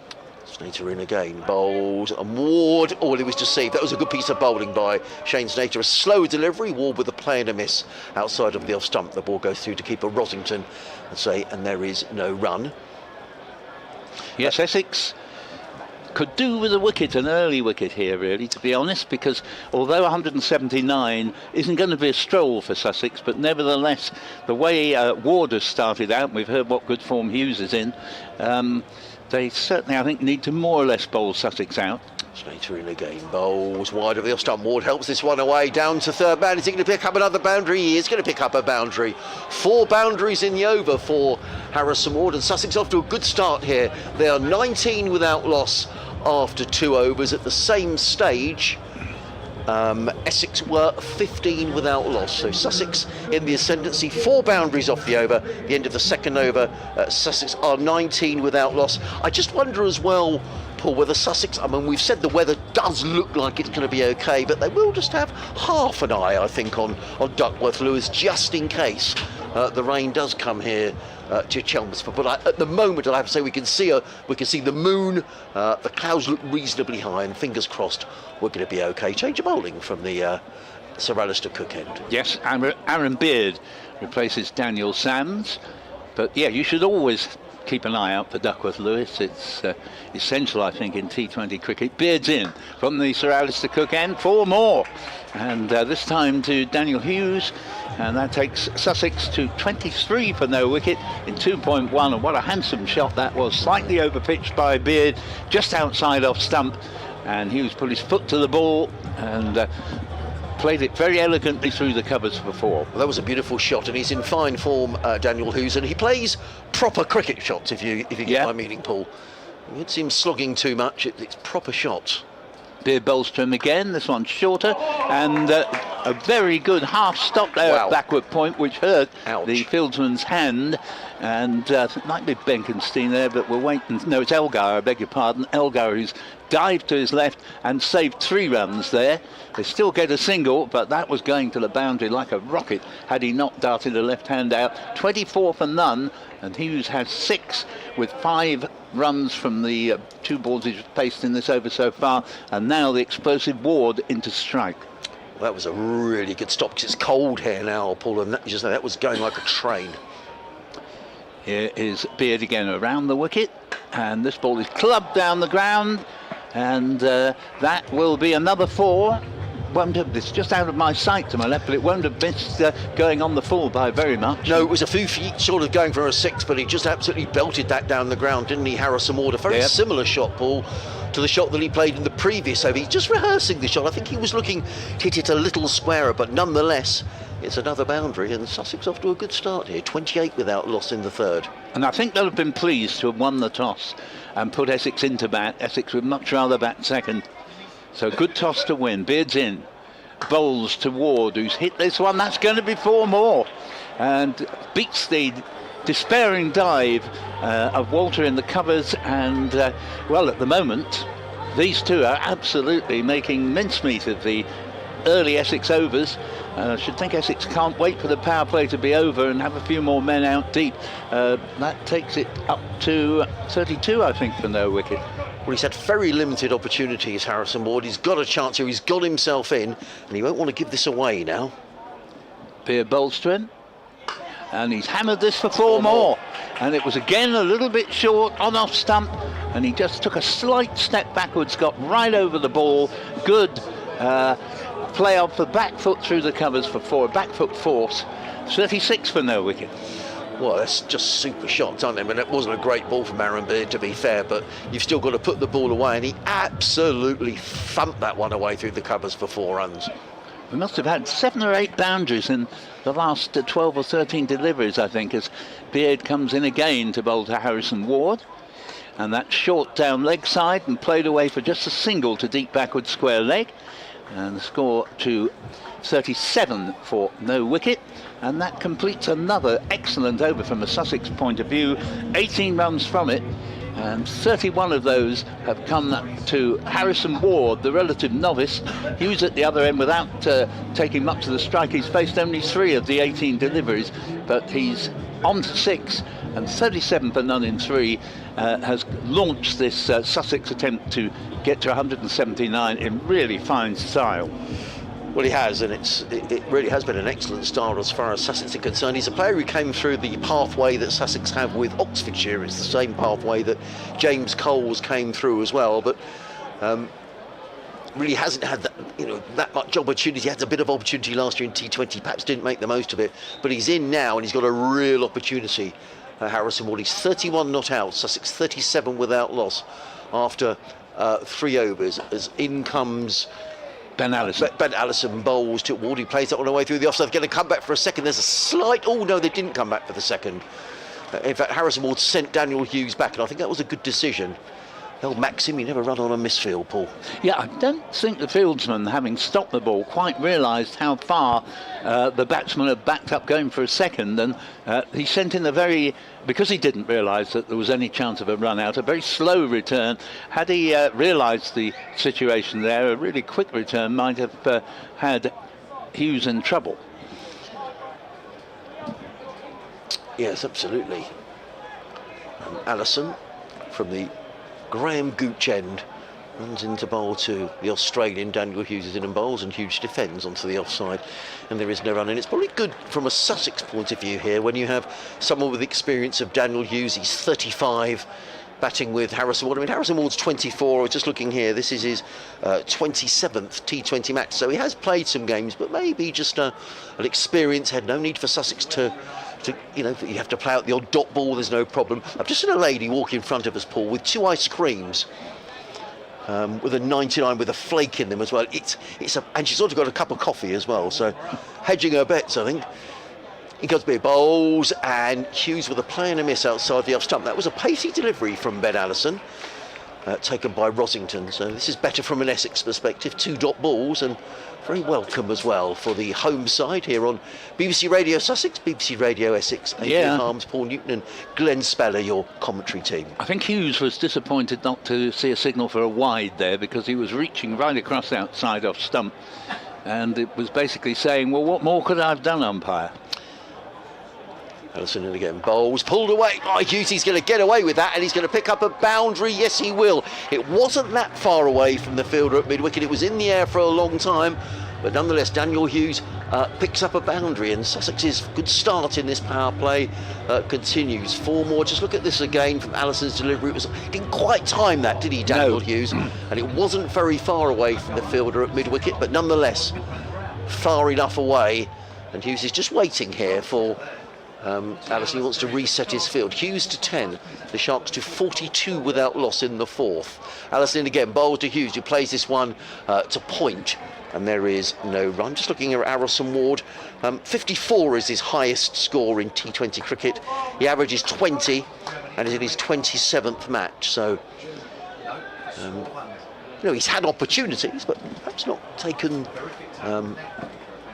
as much as he might have hoped. But tonight he's in, and he'll be hoping to press on from here. Well, he's certainly exceeded his career average of around 20 to 32 not out in just 3 overs. Allison in bowls, Hughes looks to drive into the offside. In fact, he very nearly played on, the ball bounced over his stump, and that's a very fine over by Ben Allison. Just the 5 runs coming off for it. And at the end of the 4th over, Sussex are 42 without loss. At the same stage, Essex were 37 without loss. There's not a huge difference between the two, Paul. No, indeed not.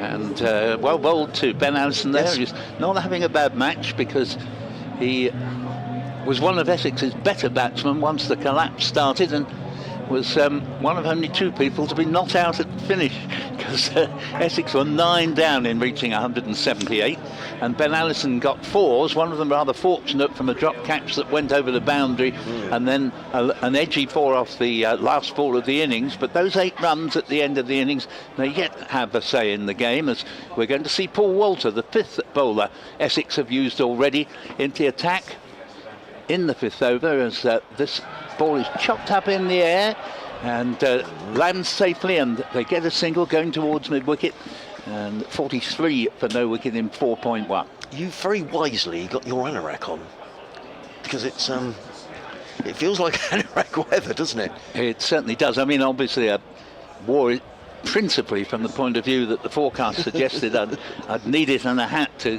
keep the rain off, but actually it's cold, isn't it? Yeah, it is cold, but actually we simply haven't had any rain in the last few hours, and it looks as if we're going to get through this game all right, as Walter comes in left arm over from the Sir Alistair Cook end, and this ball is played to mid-wicket. Shy comes in and hits directly, and it could go for 4 overthrows here if it's not out. It has 4 overthrows. It was a superb throw, and well, a lot of people would say that's one of the great injustices of cricket. A fine bit of out cricket in hitting the stumps has been rewarded with the concession of a boundary where only 1 would have accrued, and that takes the score up to 47 without loss, and Hughes moves on to 14, Ward 33. Well, that was tight, wasn't it? Harrison Ward backing up. He was sent back by Daniel Sams. The throw came in. I thought, well, there's no way we can see from here. We can't even see the line. But Ward clearly would have had his heart in his mouth. But what a brilliant bit of fielding. Yeah.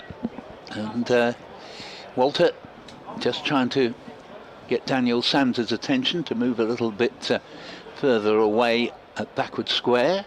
And this ball is mistimed, but they get through for a single as the ball goes in the direction of Michael Pepper, mid-wicket, whose throw it was that held the stumps down. Direct hit, deserved better than to go for the boundary.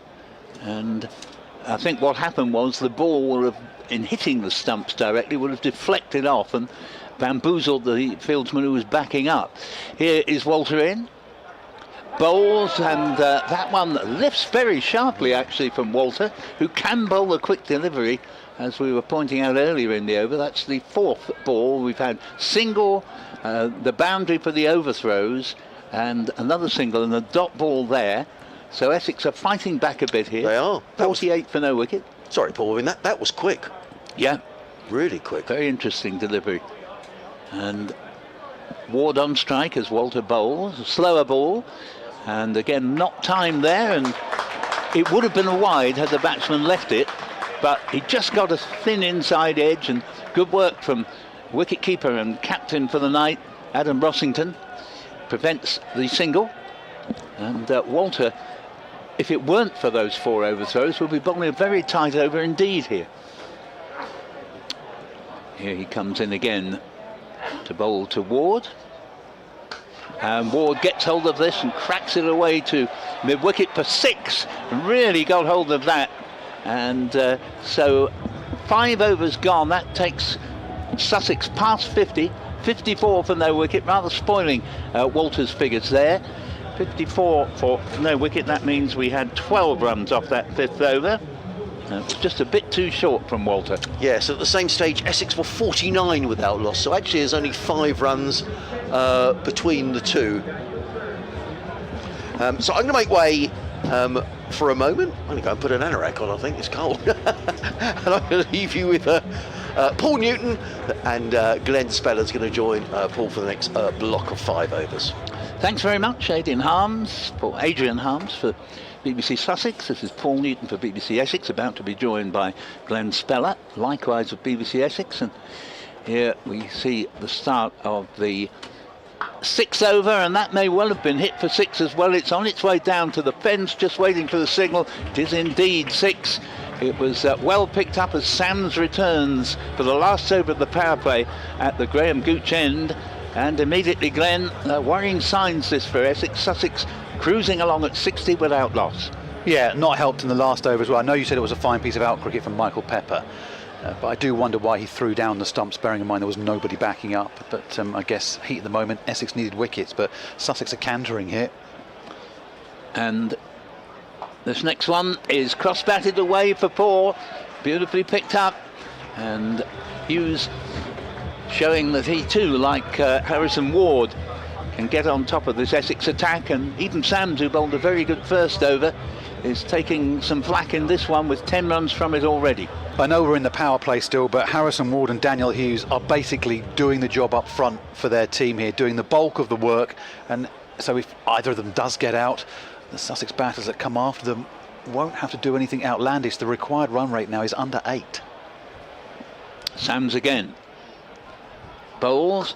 Hughes waits for a slower ball and deposits snap effortlessly for 4. Lovely straight drive. We were saying earlier that there hasn't been all that many runs hit straight today, but in the power play, nobody out on the boundary there, and the score rockets up to 68 without loss. It's too easy, isn't it? They're going to have to try to vary it, and that means bringing spin on. Just watching Matt Critchley just on the edge of the circle, just in front of us, Paul, just catching the attention of his captain, Adam Rossington. Rossington's called for a helmet, so I think he'll be on next over. Sams bowls again, and that's too short, and it may well be 6 more, and is. Pulled away on a bigger ground. It might have ended up in the fieldsman's hands, but it always looked as if it had the carry to beat 2 converging fielders, one from backward square leg, Ben Allison, the other was Luke Benkenstein, making ground from mid-wicket. And 74 for no wicket, and we're only in the 6th over. We're not out of the power play yet. Yeah, and these two have only had seam to face, haven't they? And yeah. The ball is clearly coming on quite nicely for them out there. Sams, having been switched to the Graham Gooch end, is a very expensive over here, and that may well be 6 more, and surely will be. Yeah, indeed it is. Nobody manages to catch it in the crowd. But it's 80 for no wicket, and my word, this is an expensive over. It began at 54 for none in 5, and the score is now 80, 26 off the over, and still a ball to come. This, I know Sussex had started well before this over, but this could be the over that does the job really for Sussex and takes the game away from Essex. Required run rate down to 7 now, and well, by the way, the DLS is 41. Sussex are almost double past that. Yes, I suppose the football chant at this point would be, it's all gone quiet over there, because this normally very lively Chelmsford Friday evening crowd not seeing what they were hoping to see at the moment as Sams is in. Bowls to Hughes, and Hughes has carted this one away. Square on the offside for yet another 6. Goodness me, I make that 32 off the over. We'll just wait for confirmation from David Jackman. Yep. 86 for no wicket. Yeah, 32 off the over. At the power play, 12 fours and 5 sixes as well. Yeah. I mean, Harrison Ward and Daniel Hughes have struck the ball to all parts of the ground. We were saying that Essex struggled to hit straight. Only in the power play did they hit straight. And from that point onwards, it seemed to become harder, and most of the runs came square of the wicket. Well, these two look as though they could hit straight all evening the way they're playing, especially against the seam, and Essex are going to change things now with Matt Critchley. Yeah, I mean, that means there were 4 6s and 2 4s in that over. Every ball went to the boundary.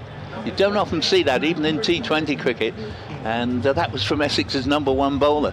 First over only went for 3, next one 32, 86 for no wicket in 6, and my word, Essex really have got to take wickets and start taking them immediately. Critchley into Ward. Ward swings for the hills, and that has gone miles.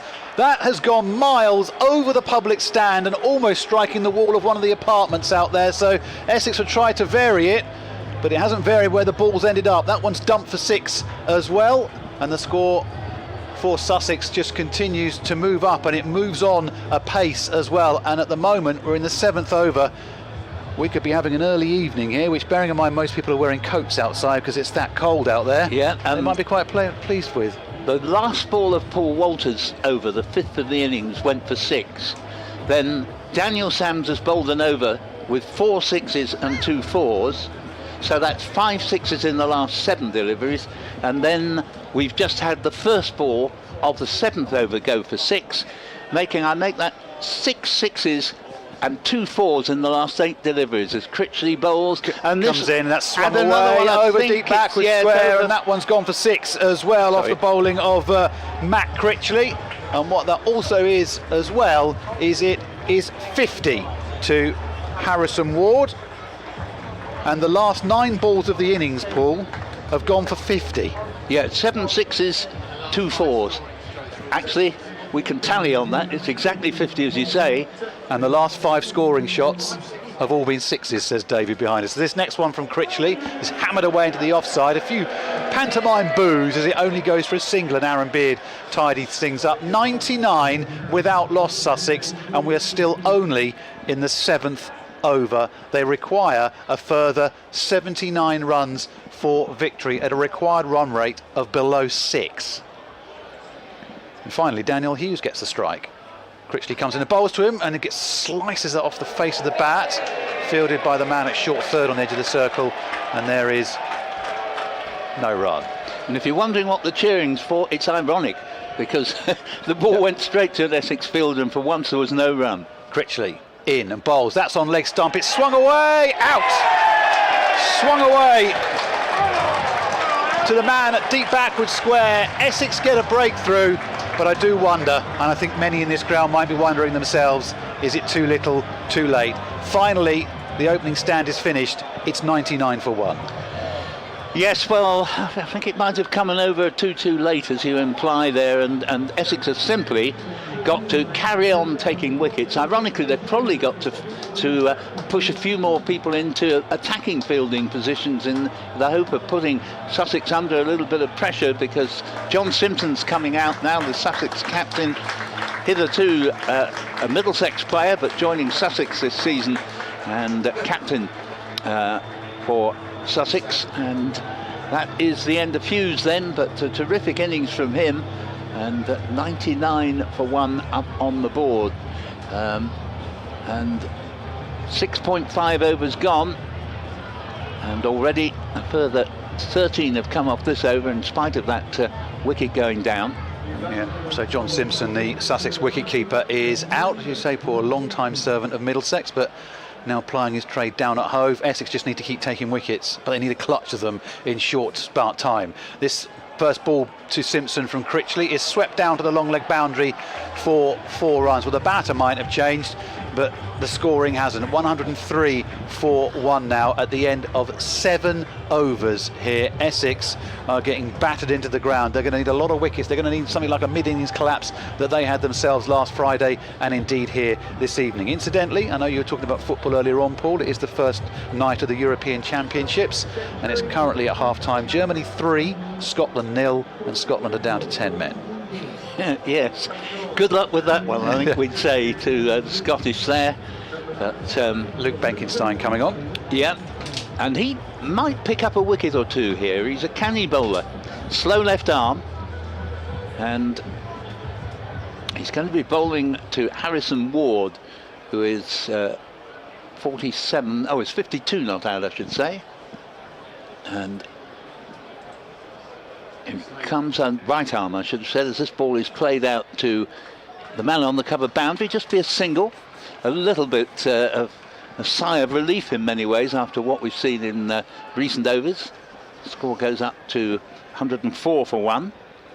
We're only in the early stages of the 8th over, target 179. Shane Snater, incidentally, taking the catch. I think I may have forgotten to mention. And this next ball, attempted sweep. I'm not quite sure what that's come off. We'll wait and see if the umpire is going to signal. In fact, it's a wide there, and they ran one as well. So that'll be 106-1, 2 runs. Yeah, and that's what Essex can't do without handing Sussex runs on a plate as well.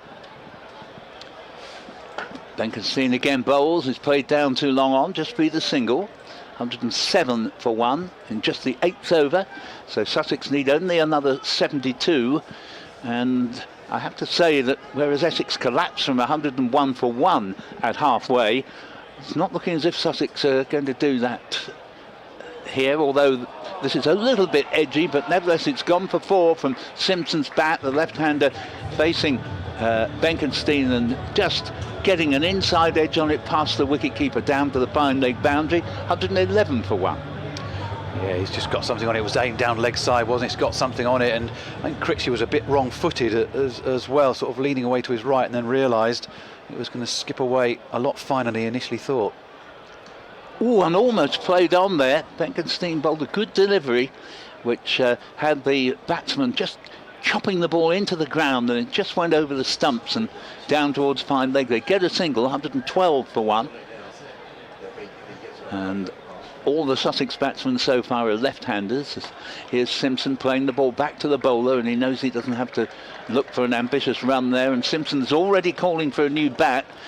He's only just come to the crease, but that came off the bottom of the bat. Split the bat, I think. And, yeah, it's split. He can't bat with that. And we will have a slight delay, 112-1. And just while we've got the delay, Glenn, memories of 2 earlier games between these two sides in the T20. Graham Napier, who's on the ground today with his 16 sixes, which was a then record in an innings of 152. But this was actually eclipsed a couple of years later by Luke Wright of Sussex, who I think got 1 run more. And that was one of these occasions, and it looks as if tonight's going to be another, where Essex seemed to have set a reasonably challenging target, but Sussex promptly made mincemeat of it, and something extraordinary has got to happen if Sussex are not to win this game tonight. Right, we're back with the cricket. Benkenstein bowls, and there goes for as a misfield, but they were going to get a single anyway, and the score moves along to 113-1 at the end of that over. They're playing a 5-over game down at Taunton. And with 9 balls gone, Somerset, the leaders of the South Group, are 21-1. Rain still at the Utilita Bowl, and Middlesex 113-8 in the 17th over against Hampshire, and Surrey 138-3 in the 16th, chasing 171 to beat Gloucestershire. Ollie Pope 47 not out, Jason Roy made 55. Dan Lawrence opening the batting, out for 4, the former Essex man. BBC Essex, BBC Sussex with you, Glenn Speller, Paul Newton and Adrian Harms. The Chelmsford County Ground, just 8 overs gone and chasing 179 for victory. Sussex are 113-1, and Paul Walter is back on from the Sir Alistair Cook end. So we're back to Seam from this end, the end from which we're commentating. Walter is in and bowling to Ward. He's 55 not out, and that's short, slower delivery aimed on leg stump, which is just swept around the corner down to long leg for a single. 114 for 1. It is a bitterly cold June evening here in Chelmsford. Brian Jeeves from the Yellow Advertiser, one of the scribes, is in the box with us this evening. Actually had the hood up on his hoodie and he got it tied up right round him. It was that cold, and I must begin to think I shouldn't have left my coat in the back of the car. It is a chilly old night, which made someone walking past with ice creams earlier on make me question their sanity. Here's Walter into Simpson now. Full delivery outside off stump. Simpson drives away out towards deep cover. Comes through for a single. 115 for 1, and the majority of the crowd here will want Essex to win, and the fact they're getting battered around the ground might just make them feel that degree or two colder. Yes, Paul Walter, I know he did get hit for 1-6, but to me, one of the things that puzzles me, for me, is much one of the better Essex bowlers, and they've so often not bowled him his full account. Walter in, and that is smashed down to long on by Ward on the bounce, and they take a single. Fielding out there done by Michael Pepper, who made a rapid half century in the Essex innings, but unlike against Middlesex, couldn't go on to make it a big innings tonight. He and Dean Elgar both getting to half centuries before getting out. Yes, Walter's done so well both in the 100 and in the Big Bash in Australia. I'd have thought, he's pretty highly rated. 116 for 1. He's in now and bowling to Simpson. Simpson gets a... Well, I thought he got an edge to that one, and his reaction as well told you that he maybe got an edge, but no, it goes through to Rossington without a touch, remains at 116 for 1. Good delivery, that one. Well, this certainly has been an over that's restored at least an iota of respectability to the Essex account after the thrashing they took, particularly at the end of the power play and the beginning of the non-power play. Still only need 5.5 and over here. Sussex. Walters in, bowls a short delivery, and Simpson goes to pull it around the corner, and give him some credit, maybe just dropped his hands on it at the last moment. Goes through to Rossington for no run. 116 for 1. 179 is the target. The required run rate 5.5. And he's mixing it up intelligently, Walter. Every ball of the over's been a different delivery, making it more difficult for the batsman. Essex have won their last 3. Sussex have won their last 2. Walter in and bowling to Simpson again. Can just take pace off the ball, drop it into the onside. Runs the first one really quickly. Won't get the second though. Fielder coming in off the mid-wicket boundary, cuts off the second. 117. Now, I want to introduce you to our Woodland Group Young Eagle of the game. Your name, sir? Noah! Noah! And how old are you, Noah? Nearly 7. Nearly 7. When's your birthday? Monday. Well, I've got an early birthday present for you because you have got an Essex Eagles shirt. How about that? Good. Very good. Well done, Noah. Good day for Noah.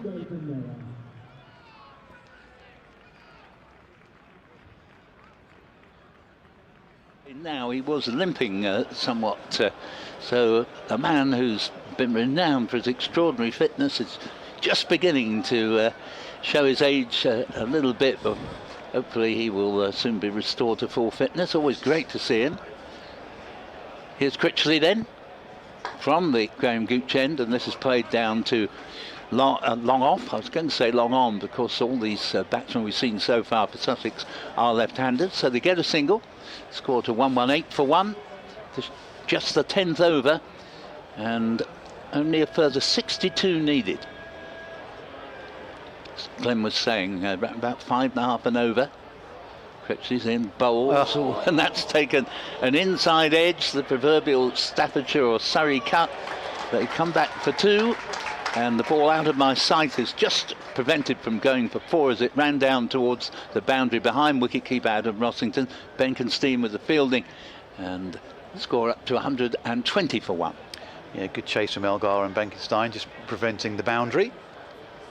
Critchley again, bowls, and this ball is hit mightily down the ground, but not perfectly timed though, and goes on the second bounce to long on for just the single. 121 for 1 in the 10th. Yeah, but they don't need to do anything outlandish here. No, Sussex. And as Critchley bowls again, and this could well be 6 and is. Nothing Jordan Cox on the long on boundary can do to anything but admire it on its way into the crowd there. 127 for 1. in the 10th over, 1 ball of it left. Yeah, it's too full. Simpson just stood in his crease and waited for that one from Critchley. It was too full, and he's just swung straight through the line of it, and it's flown over the boundary down to the Graham Gooch end. And at the moment, this is a pretty debilitating experience for Essex out there. Not for the first time in this T20, guilty of just not getting enough runs, not making the most of a good situation they've manufactured for themselves.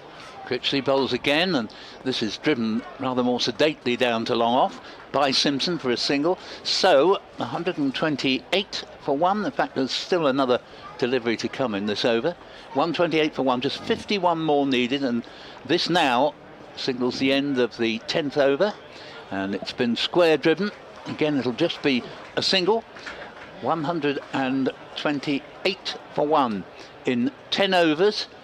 To rate, therefore, in fact, 129 for 1. The board unusually slow to register that. 12.9 and over. It's been a disaster from an Essex point of view. Well played, Sussex. Ward a terrific 61 not out. Simpson 19 not out. And Glenn Speller will now be joined by Adrian Harms. Thank you, Paul. 11 off that Matt Critchley over, including that mighty 6 struck by John Simpson. Well, they managed to get rid, did Essex, of Daniel Hughes, but hasn't given them any respite whatsoever, because Simpson's come in and put bat to ball as well, coming in at number 3, the Sussex wicketkeeper. And it doesn't matter the bowling changes. Adam Rossington's gone through all of his options, but they've met with pretty much the same result from this very impressive Sussex lineup. Ben Allison is on from this Sir Alistair Cook end, and he's bowling right arm around. He's in and bowls, and it's battered down to long off. In fact, it's cut off by extra cover on the edge of the circle. Paul Walter with a tumbling stop, but they still come through for the single. 130 for 1, just a further 49 runs required from 9.5 overs. Adrian Harms. This has been a very, very impressive comeback in the Essex innings by Sussex, but an even more impressive batting performance. Well, it's been incredible, isn't it? I don't think I've seen a power play like it. 86. I mean, the 6. It was just raining sixes. I think Paul said there was. Sorry, David said 50 in 9 balls, something like that. Allison in and bowls to Simpson, who plays defensively out to the offside, but they'll still jog through for a comfortable single. 131 for 1. It's very quiet in the ground, but everyone's stuck around to see the denouement of this one. But I think it's a pretty foregone conclusion, the way in which this game is going and where the points will be going. They'll be heading down to the south coast, I think. Interesting change in the batting order as well. I wondered who would bat 3 today, with Sussex going in with a batter light, really, picking Danny Lamb as the all-rounder, but John Simpson's come in and sort of picked up the mantle, really, from Daniel Hughes. Allison into Ward, who's got 62. Ward swings that one away, and it'll go down to the wide third boundary. Got a thickish outside edge on that, and it's flown away. 135 for 1, and with that 4 being signalled, it's a sign for the first of the Essex faithful to start heading for the exits. At a man and wife pick up their bags, nod at each other, and say, "Yep, that'll do us for this evening. We'll get into the warm, shall we?" Yeah, I just popped out to take a photograph actually of the ground. I did notice quite a long queue at the bar. But a hot toddy might be the order of the day, I think. I believe they might call that drowning your sorrows. Here is Allison round the wicket to Ward. Full delivery. Ward waits for it, hammers it away to the extra cover boundary, where there's a good sliding stop. Good piece of fielding there by Aaron Beard, who throws the ball back in, but they scamper back for a couple of runs. Ward goes to 68 and the score to 137 for 1. 42 more runs required by Sussex at a required run rate of 4.5. Amazing, isn't it? Harrison Ward well past his personal best score in T20 cricket, which was 54. And from a Sussex perspective, I'm very pleased for him, because he's a young player who's sort of been in and out of the side, and this could be the making of beginnings like this tonight. Looks rock solid in the crease as he faces up to Allison now. Swings, gets a thick outside edge and is taken. But that is a match-winning innings there from Harrison Ward. He goes for 68 from 36 deliveries. Ben Allison gets a little bit of reward. Thick outside edge through to Rossington. At one point, Ward hit 7 successive 4s from 7 balls that he faced, and he's just taken the game away from Essex here. A little bit of reward, but it's no more than that. 137 for 2. Good game to win from here for Essex. Well, it would be, and as if Harrison. Well, it's getting a nice round of applause. And Harrison Ward, as he wanted. I put my foot in it, didn't I? So in the beginnings, but I mean, he's done what he had to do. If you're opening the batting in T20 cricket, you're making 68, as you say, 7 consecutive boundaries at one stage, and really, I mean, it would take something dramatic for Sussex to lose this from here as James Coles makes his way out to the middle. Look, it happens, but it's from situations like this you see it, and there's enough T20 cricket played around the world for it to happen, you know, more than once in a blue moon. But yes. I don't see Sussex panicking for this, and they are loaded with batting, so they should have no problems getting over the line here. But the new batter is James Coles, who was slated to come in at number 3, but as you say, slight change in the batting order this evening. Yes, I mean he's batted elsewhere. He's batted 4 throughout the competition, so I wonder whether they might move James to 3, but clearly the decision made to leave James Coles where he was at 4 and promote John Simpson up the order, and so, you know, so far from a Sussex point of view, everything has come up trumps this evening.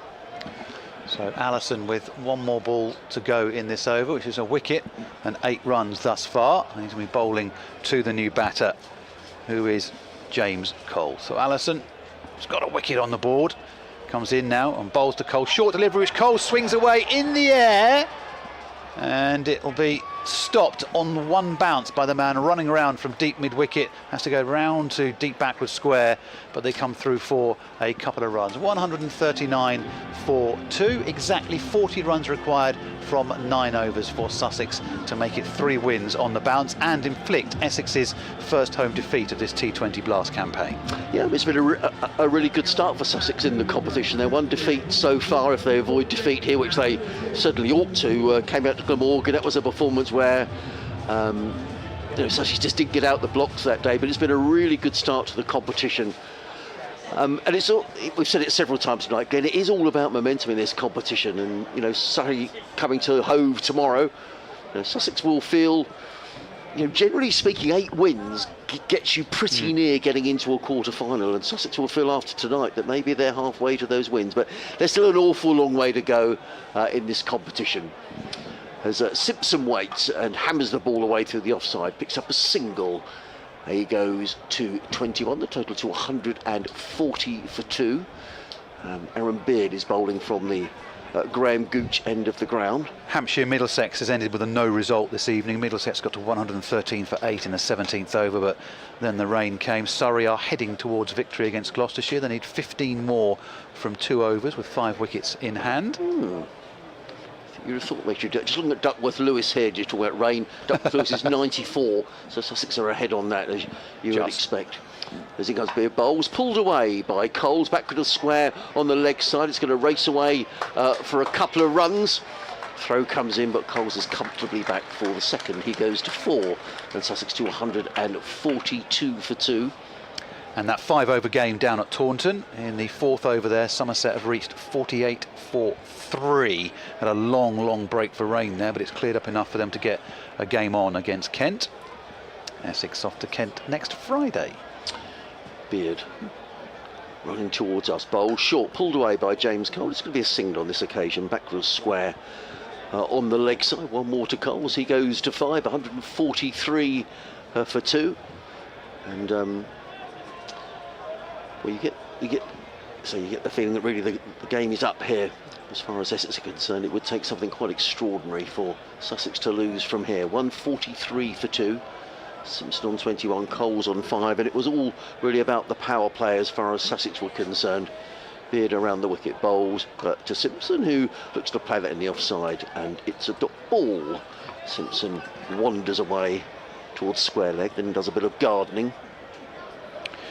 It's interesting, isn't it? Because at the midway stage, we probably thought about even Stevens, didn't we? Yeah, we looked at the average first innings scores here at Chelmsford. We looked at the way that Essex have bookended their innings in that, with a good comeback from Sussex in the middle of the game as well. And you think, well, just around about 180, that probably looks about even. But Sussex have made absolute mincemeat of this target. No, they have. Beard again around the wicket bowls. Simpson pulls onto the leg side and picks up a single to deep backward square. Simpson goes to 22. Sussex to 144 for 2. Tamal Mills said at the toss that, you know, generally speaking this season in the 2 games the side batting second had won under the light, so he was very pleased to have won the toss and given Sussex that option. But you're right, I mean that was I don't think I've seen a power play like that. 86, the ball was just disappearing all around the ground. Beard over the wicket bowls to Coles, who with a play and a miss. Ball goes through, taken by Rosington, and it's a dot ball. It is the end of the over. The end of the 12th over, and Sussex are 144 for 2. James Cole's on 5, John Simpson on 22. Sussex needing 35 to win in 8 overs. Yeah, I mean the DLS is 103, so that tells you how well Sussex have done, because they're at 144, and a few more people just get up and start to head for the exit. The thing is at Chelmsford, you can walk around and you can see the action from behind the stands, so you can head towards the exit and then just hover around and just watch the end of the game if you really want to. Or it might be just people diving back to the cars, or maybe thinking actually we could catch that train 20 minutes earlier if we go now and get home a bit earlier. Ben Allison is in and bowling to Simpson, who's 22 not out. That strikes the pads, but bowling right arm around to a left-hander. It's optimistic, the shout for LBW. And in the event, a leg bye isn't signalled anyway, so there must have been a bit of bat on it as well. 145 for 2, the Sussex score. 34 more runs required, and unlike in the power play and slightly beyond that with Messrs Ward and Hughes at the wicket, Sussex aren't in any hurry to get this one done, because they know the hard work has been done. They don't need to do anything. No, they don't. Allison into Coles, who's 5 not out so far. Slower ball, whipped, and dropped. Whipped away and dropped by the man at wide mid-wicket. Straight to him, really. Yeah, it was a chance. And he should be catching that. That's Paul Walter there, and he slaps the ground in absolute frustration and examines the tips of his fingers, because that should have been taken and it should have been caught, and he knows as well. Yeah. Yes, it was in the air, wasn't it, from James Johnson? Clipped away through mid-wicket. He's a tall man, Paul Walter, but he'll feel he should have caught that. So as an escape, they took a single as well, just to rub a little bit of salt into the wounds. 146 for 2, full delivery from Allison into Simpson, turns that one into the onside, and they come through for another single. 147 for 2. Walter will be livid with himself. He's still examining his hand, so it clearly didn't go into the palms of his hands. He just hasn't got his hands in the right position. It came quite quickly, but as you say, he's a tall man, so it wasn't like it was massively above his head or anything. It was one where he had to turn the fingers skywards, but you'd expect him to take it. But it's a strange game, isn't it, Glenn? 111 for 1, Essex were after 11, and we were thinking, 200, almost minimum from Essex. Allison into Coles, and Coles swings and swings long and swings high and swings for 6. 152 for 2. A further 27 runs required for victory. Yeah, I don't know how many sixes that is in the innings. David might be able to tell us, but it's umpteen. How many? 9 sixes. Thank you, David. That's very kind. It feels like more. It does feel like more, actually. I thought David was going to say about 13 or something. Feels like more. It does feel like more. 153 for 2, so it's actually 26 required. Allison comes in and bowls to Coles. Slower ball, and Coles just steers that one behind square on the onside and jogs through for the single. 154 for 2. One more ball of the 13th over to go. My mathematical ability doesn't extend to sort of working out run rates and all that sort of thing on what's best, but in this situation I think it's probably, Sussex can get there for 2 wickets down, they'll feel it, well, it's job done because they've got the points, but if they can get a good run rate as well out of this, they'll feel it's been a highly satisfactory night's work. Well, their current run rate is 12. Wow. That's what they're going at this evening. Allison around the wicket to Simpson, who drives all the way along the carpet out to long on and jogs through for another single. 155 for 2. 11 from that Ben Allison over. He's 1 for 26 from his 3 though, which is a tidy enough effort, but the trouble is the ball's been disappearing to all parts, no matter who has the ball in his hands, and that's just been the problem. And the fact they couldn't get rid of Ward or Hughes up front in that power play, that's where all the damage was done. And since then, Essex have been chasing and chasing and striving, but not looking like they're going to take a clutch of wickets to get themselves back into this game. I think this is one probably to write up at the back of the book and forget about it. Yeah, and these things can happen in T20 cricket. I mean, credit to Sussex, who've fought back well. As I say, Essex were going so nicely, 111 for 1.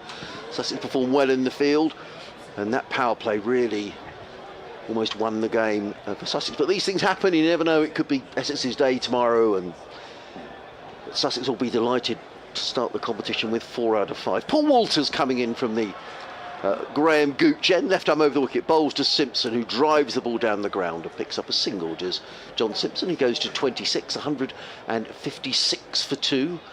Sussex, they need another 23 to win.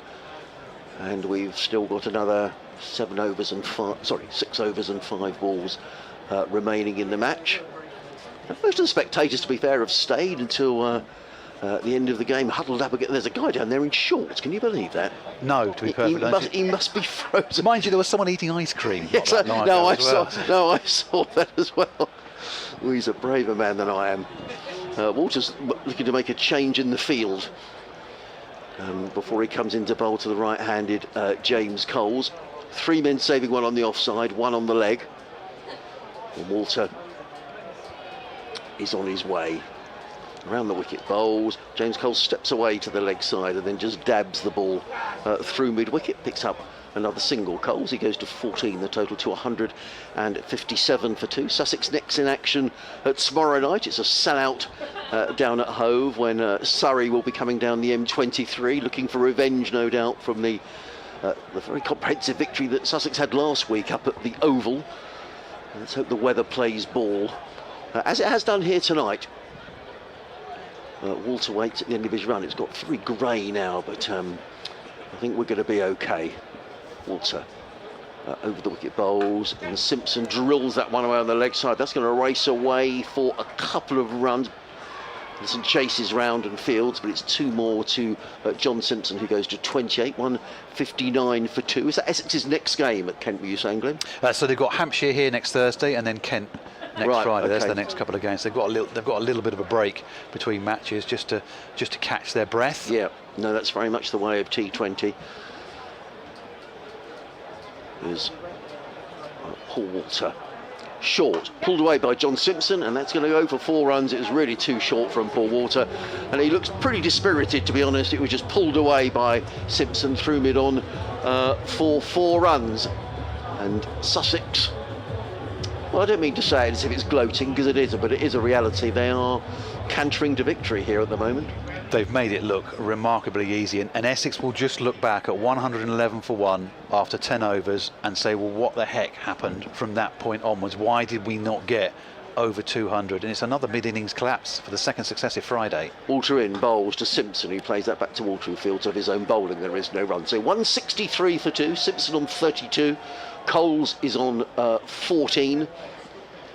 We've got this ball and then another 6 overs to be bowled. I don't think we'll need all of them. So it's pretty academic at the moment.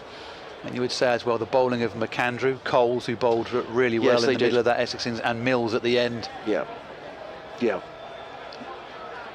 Walter in again, bowls, and Simpson clips this one away on the leg side and picks up another comfortable single. He goes to 33 at the end of the over. Sussex are 164 for 2, and a rather demoralised Paul Walter takes his jumper and cap from the umpire. So Sussex needing just another 15 runs to win here on BBC Radio Sussex, BBC Radio Essex. Thanks for joining us for commentary tonight at Chelmsford. I'm Adrian Harms, Glenn Speller and Paul Newton with us as well this evening. Well, John Simpson very quietly, he's hit 196, very quietly has got himself to 33 not out and has batted very, very well since he came in. Essex have gone through their various bowling changes but haven't been able to find someone who's going to take 2 or 3 wickets in quick succession as Ben Allison is back on from the Sir Alistair Cook end and concedes, well, he doesn't concede, we won't count to him, but a leg by. And 165 for 2 is the Sussex score. 14 further runs required for a very, very big win here against Essex. And just to, I think, emphasise how good a side they are, Sussex, making it 3 wins on the bounce as well. Look good on this evidence. They've looked really good tonight. Allison turns in and bowling to Coles. And Coles gets a big under edge on that one. Is called through by Simpson for a single. Coles, as is the batters want these days, if it doesn't come off the middle, you're examining your bat as if to say, well, that's your fault, not mine. 166 for 2. To say the majority of the crowd have stuck in here. Yeah, they have. They have. But, you know, it's been disappointing from an Essex point of view, and I know people here would have wanted Essex to have won, but there's been some pretty entertaining hitting. Yeah, exactly. Yeah, you've seen the ball fly to all parts. You've seen wickets go down as well, so everyone's had their money's worth. As Allison kicks up his heels once again into the left-handed Simpson. That's a full delivery, just dies on Simpson at the end, but he jabs the bat down on it. Comes through for a single, 167 like one of those baseball knuckleballs just die at the last second on the batter. A couple of nice messages come in. Ollie Robinson's dad, Ian, he said, sorry to hear you're feeling the cold and having to put your anorak on. Ian is sitting in Florida watching and listening in 34 degrees. Yeah, thanks, Ian. My heart bleeds. Yeah. Well, the Sussex batting has sort of warmed us up a little, Ian. But thanks for getting in touch. Allison in and bowls, and Coles hits that one straight to mid-on, dropped it. Where Jordan Cox drops the ball and then throws the ball in, hits the stumps, it bounces away beyond the man who's backing up, and they come through for a single. 168 for 2. I mean, it's an absolute dolly to Jordan Cox. Yes, it just drops slightly in front of him, but it's straight to him.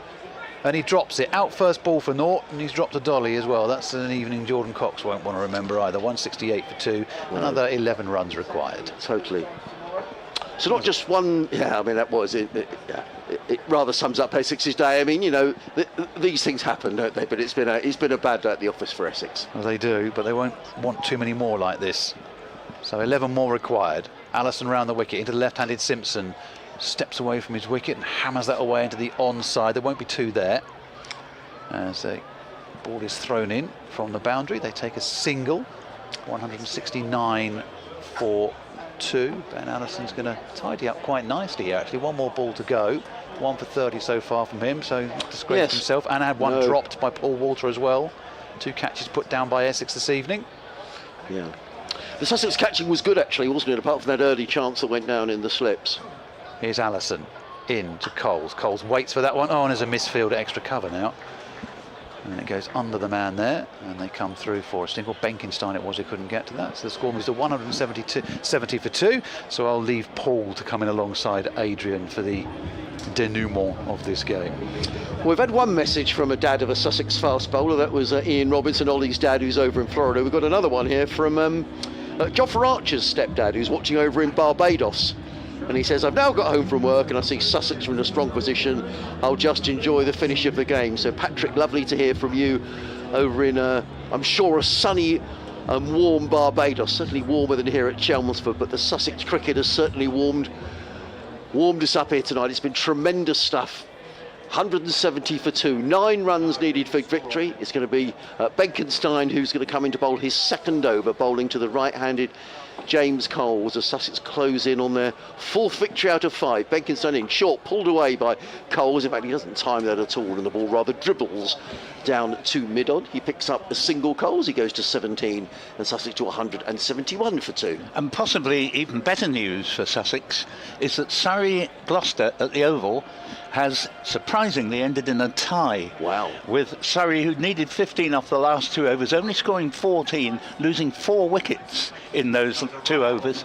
It was a run out off the last ball, I'm just hearing from Glenn. Scores tied, point each. Benkenstein bowls to Simpson, plays that into the offside. There is no run. Well, Surrey will be at Hove tomorrow. And Sussex, we'll have to see how this affects the group, but we'll have to see how Somerset get on first. But it goes Simpson, he absolutely belts that down the ground, over long off. That has gone many a mile. What a shot by John Simpson. Absolutely hammers that over mid-off for 6 runs. And as Glenn was saying, John Simpson's gone quietly about his business here.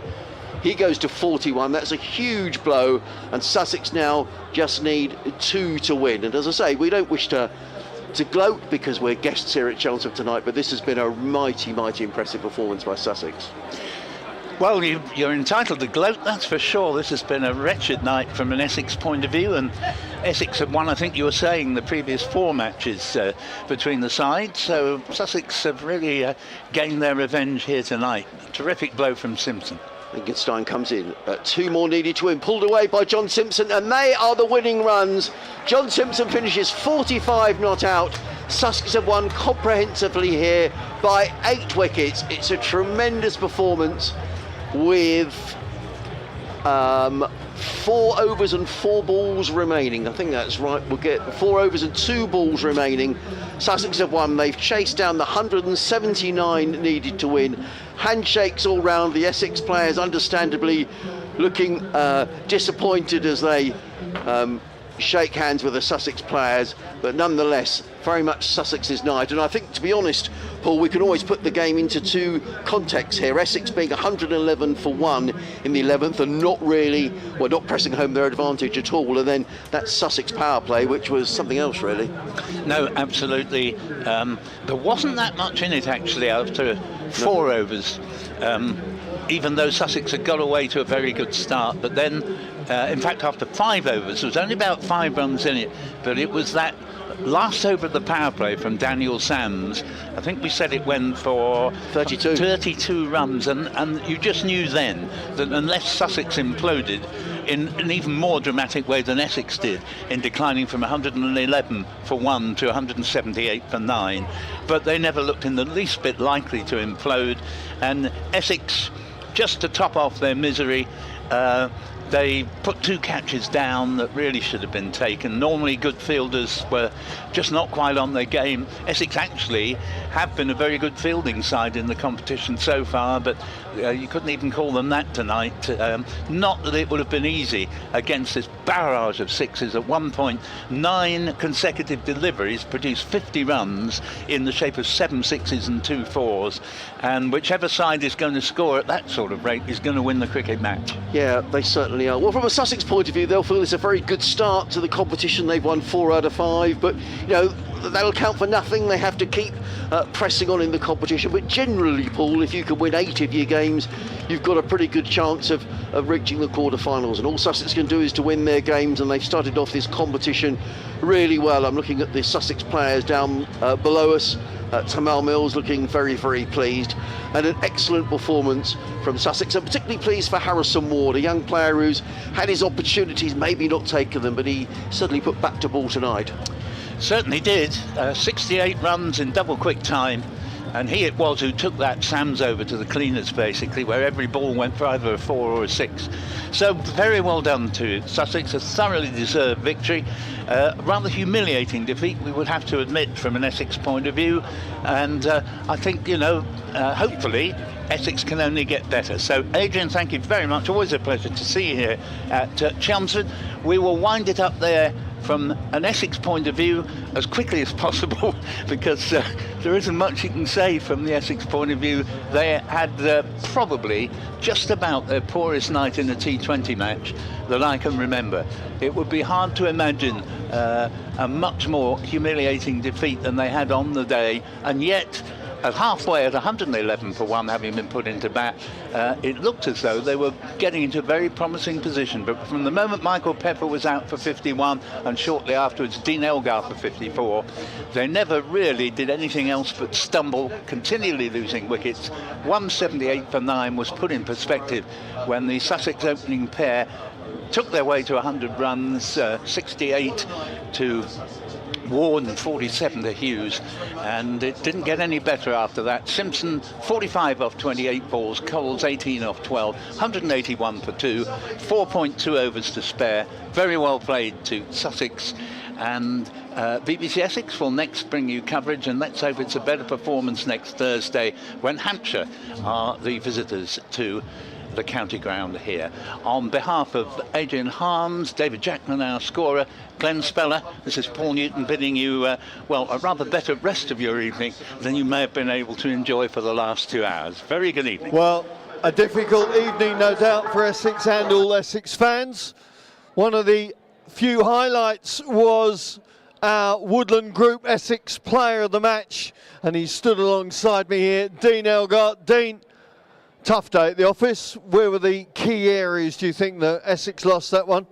Geez, you've started early with that tough question. I think we were maybe looking a little bit too far ahead with the bat. Maybe looking too far past 200. Maybe if we applied ourselves a little bit better in the middle overs, we could have got close to that, and then obviously created a lot of pressure on Sussex. But in saying that, they bowled bloody well in that middle period. And obviously with the bat in hand for them, they obviously came out guns blazing. It looked like the wicket did play a little bit better, but in saying it wasn't our best effort all around. You now got the best part of a week before Hampshire come here, so maybe a good time just to draw breath, think again and reboot. Yeah, sometimes a break from the game is also good for you. It has been a little bit jam-packed so far, but in saying that, it really gets even busier from next week. We've got 2 more T20s and then another 4 days starting on Sunday, so it's going to be pretty busy. Well, we'll give you plenty of time to just restart things. I'm going to ask the representatives of Woodland Group to step forward and make the presentation to Dean.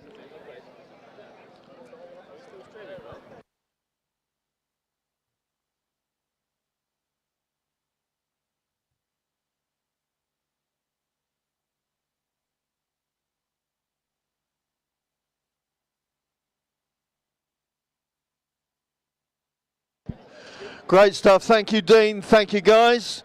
Well, one of those days just didn't quite happen, but thank you for your support. Make sure you're here shouting and cheering as loud as you can next Thursday for the visit of Hampshire Hawks. We wish you a very safe journey home, and we look forward to seeing you next week. Good night.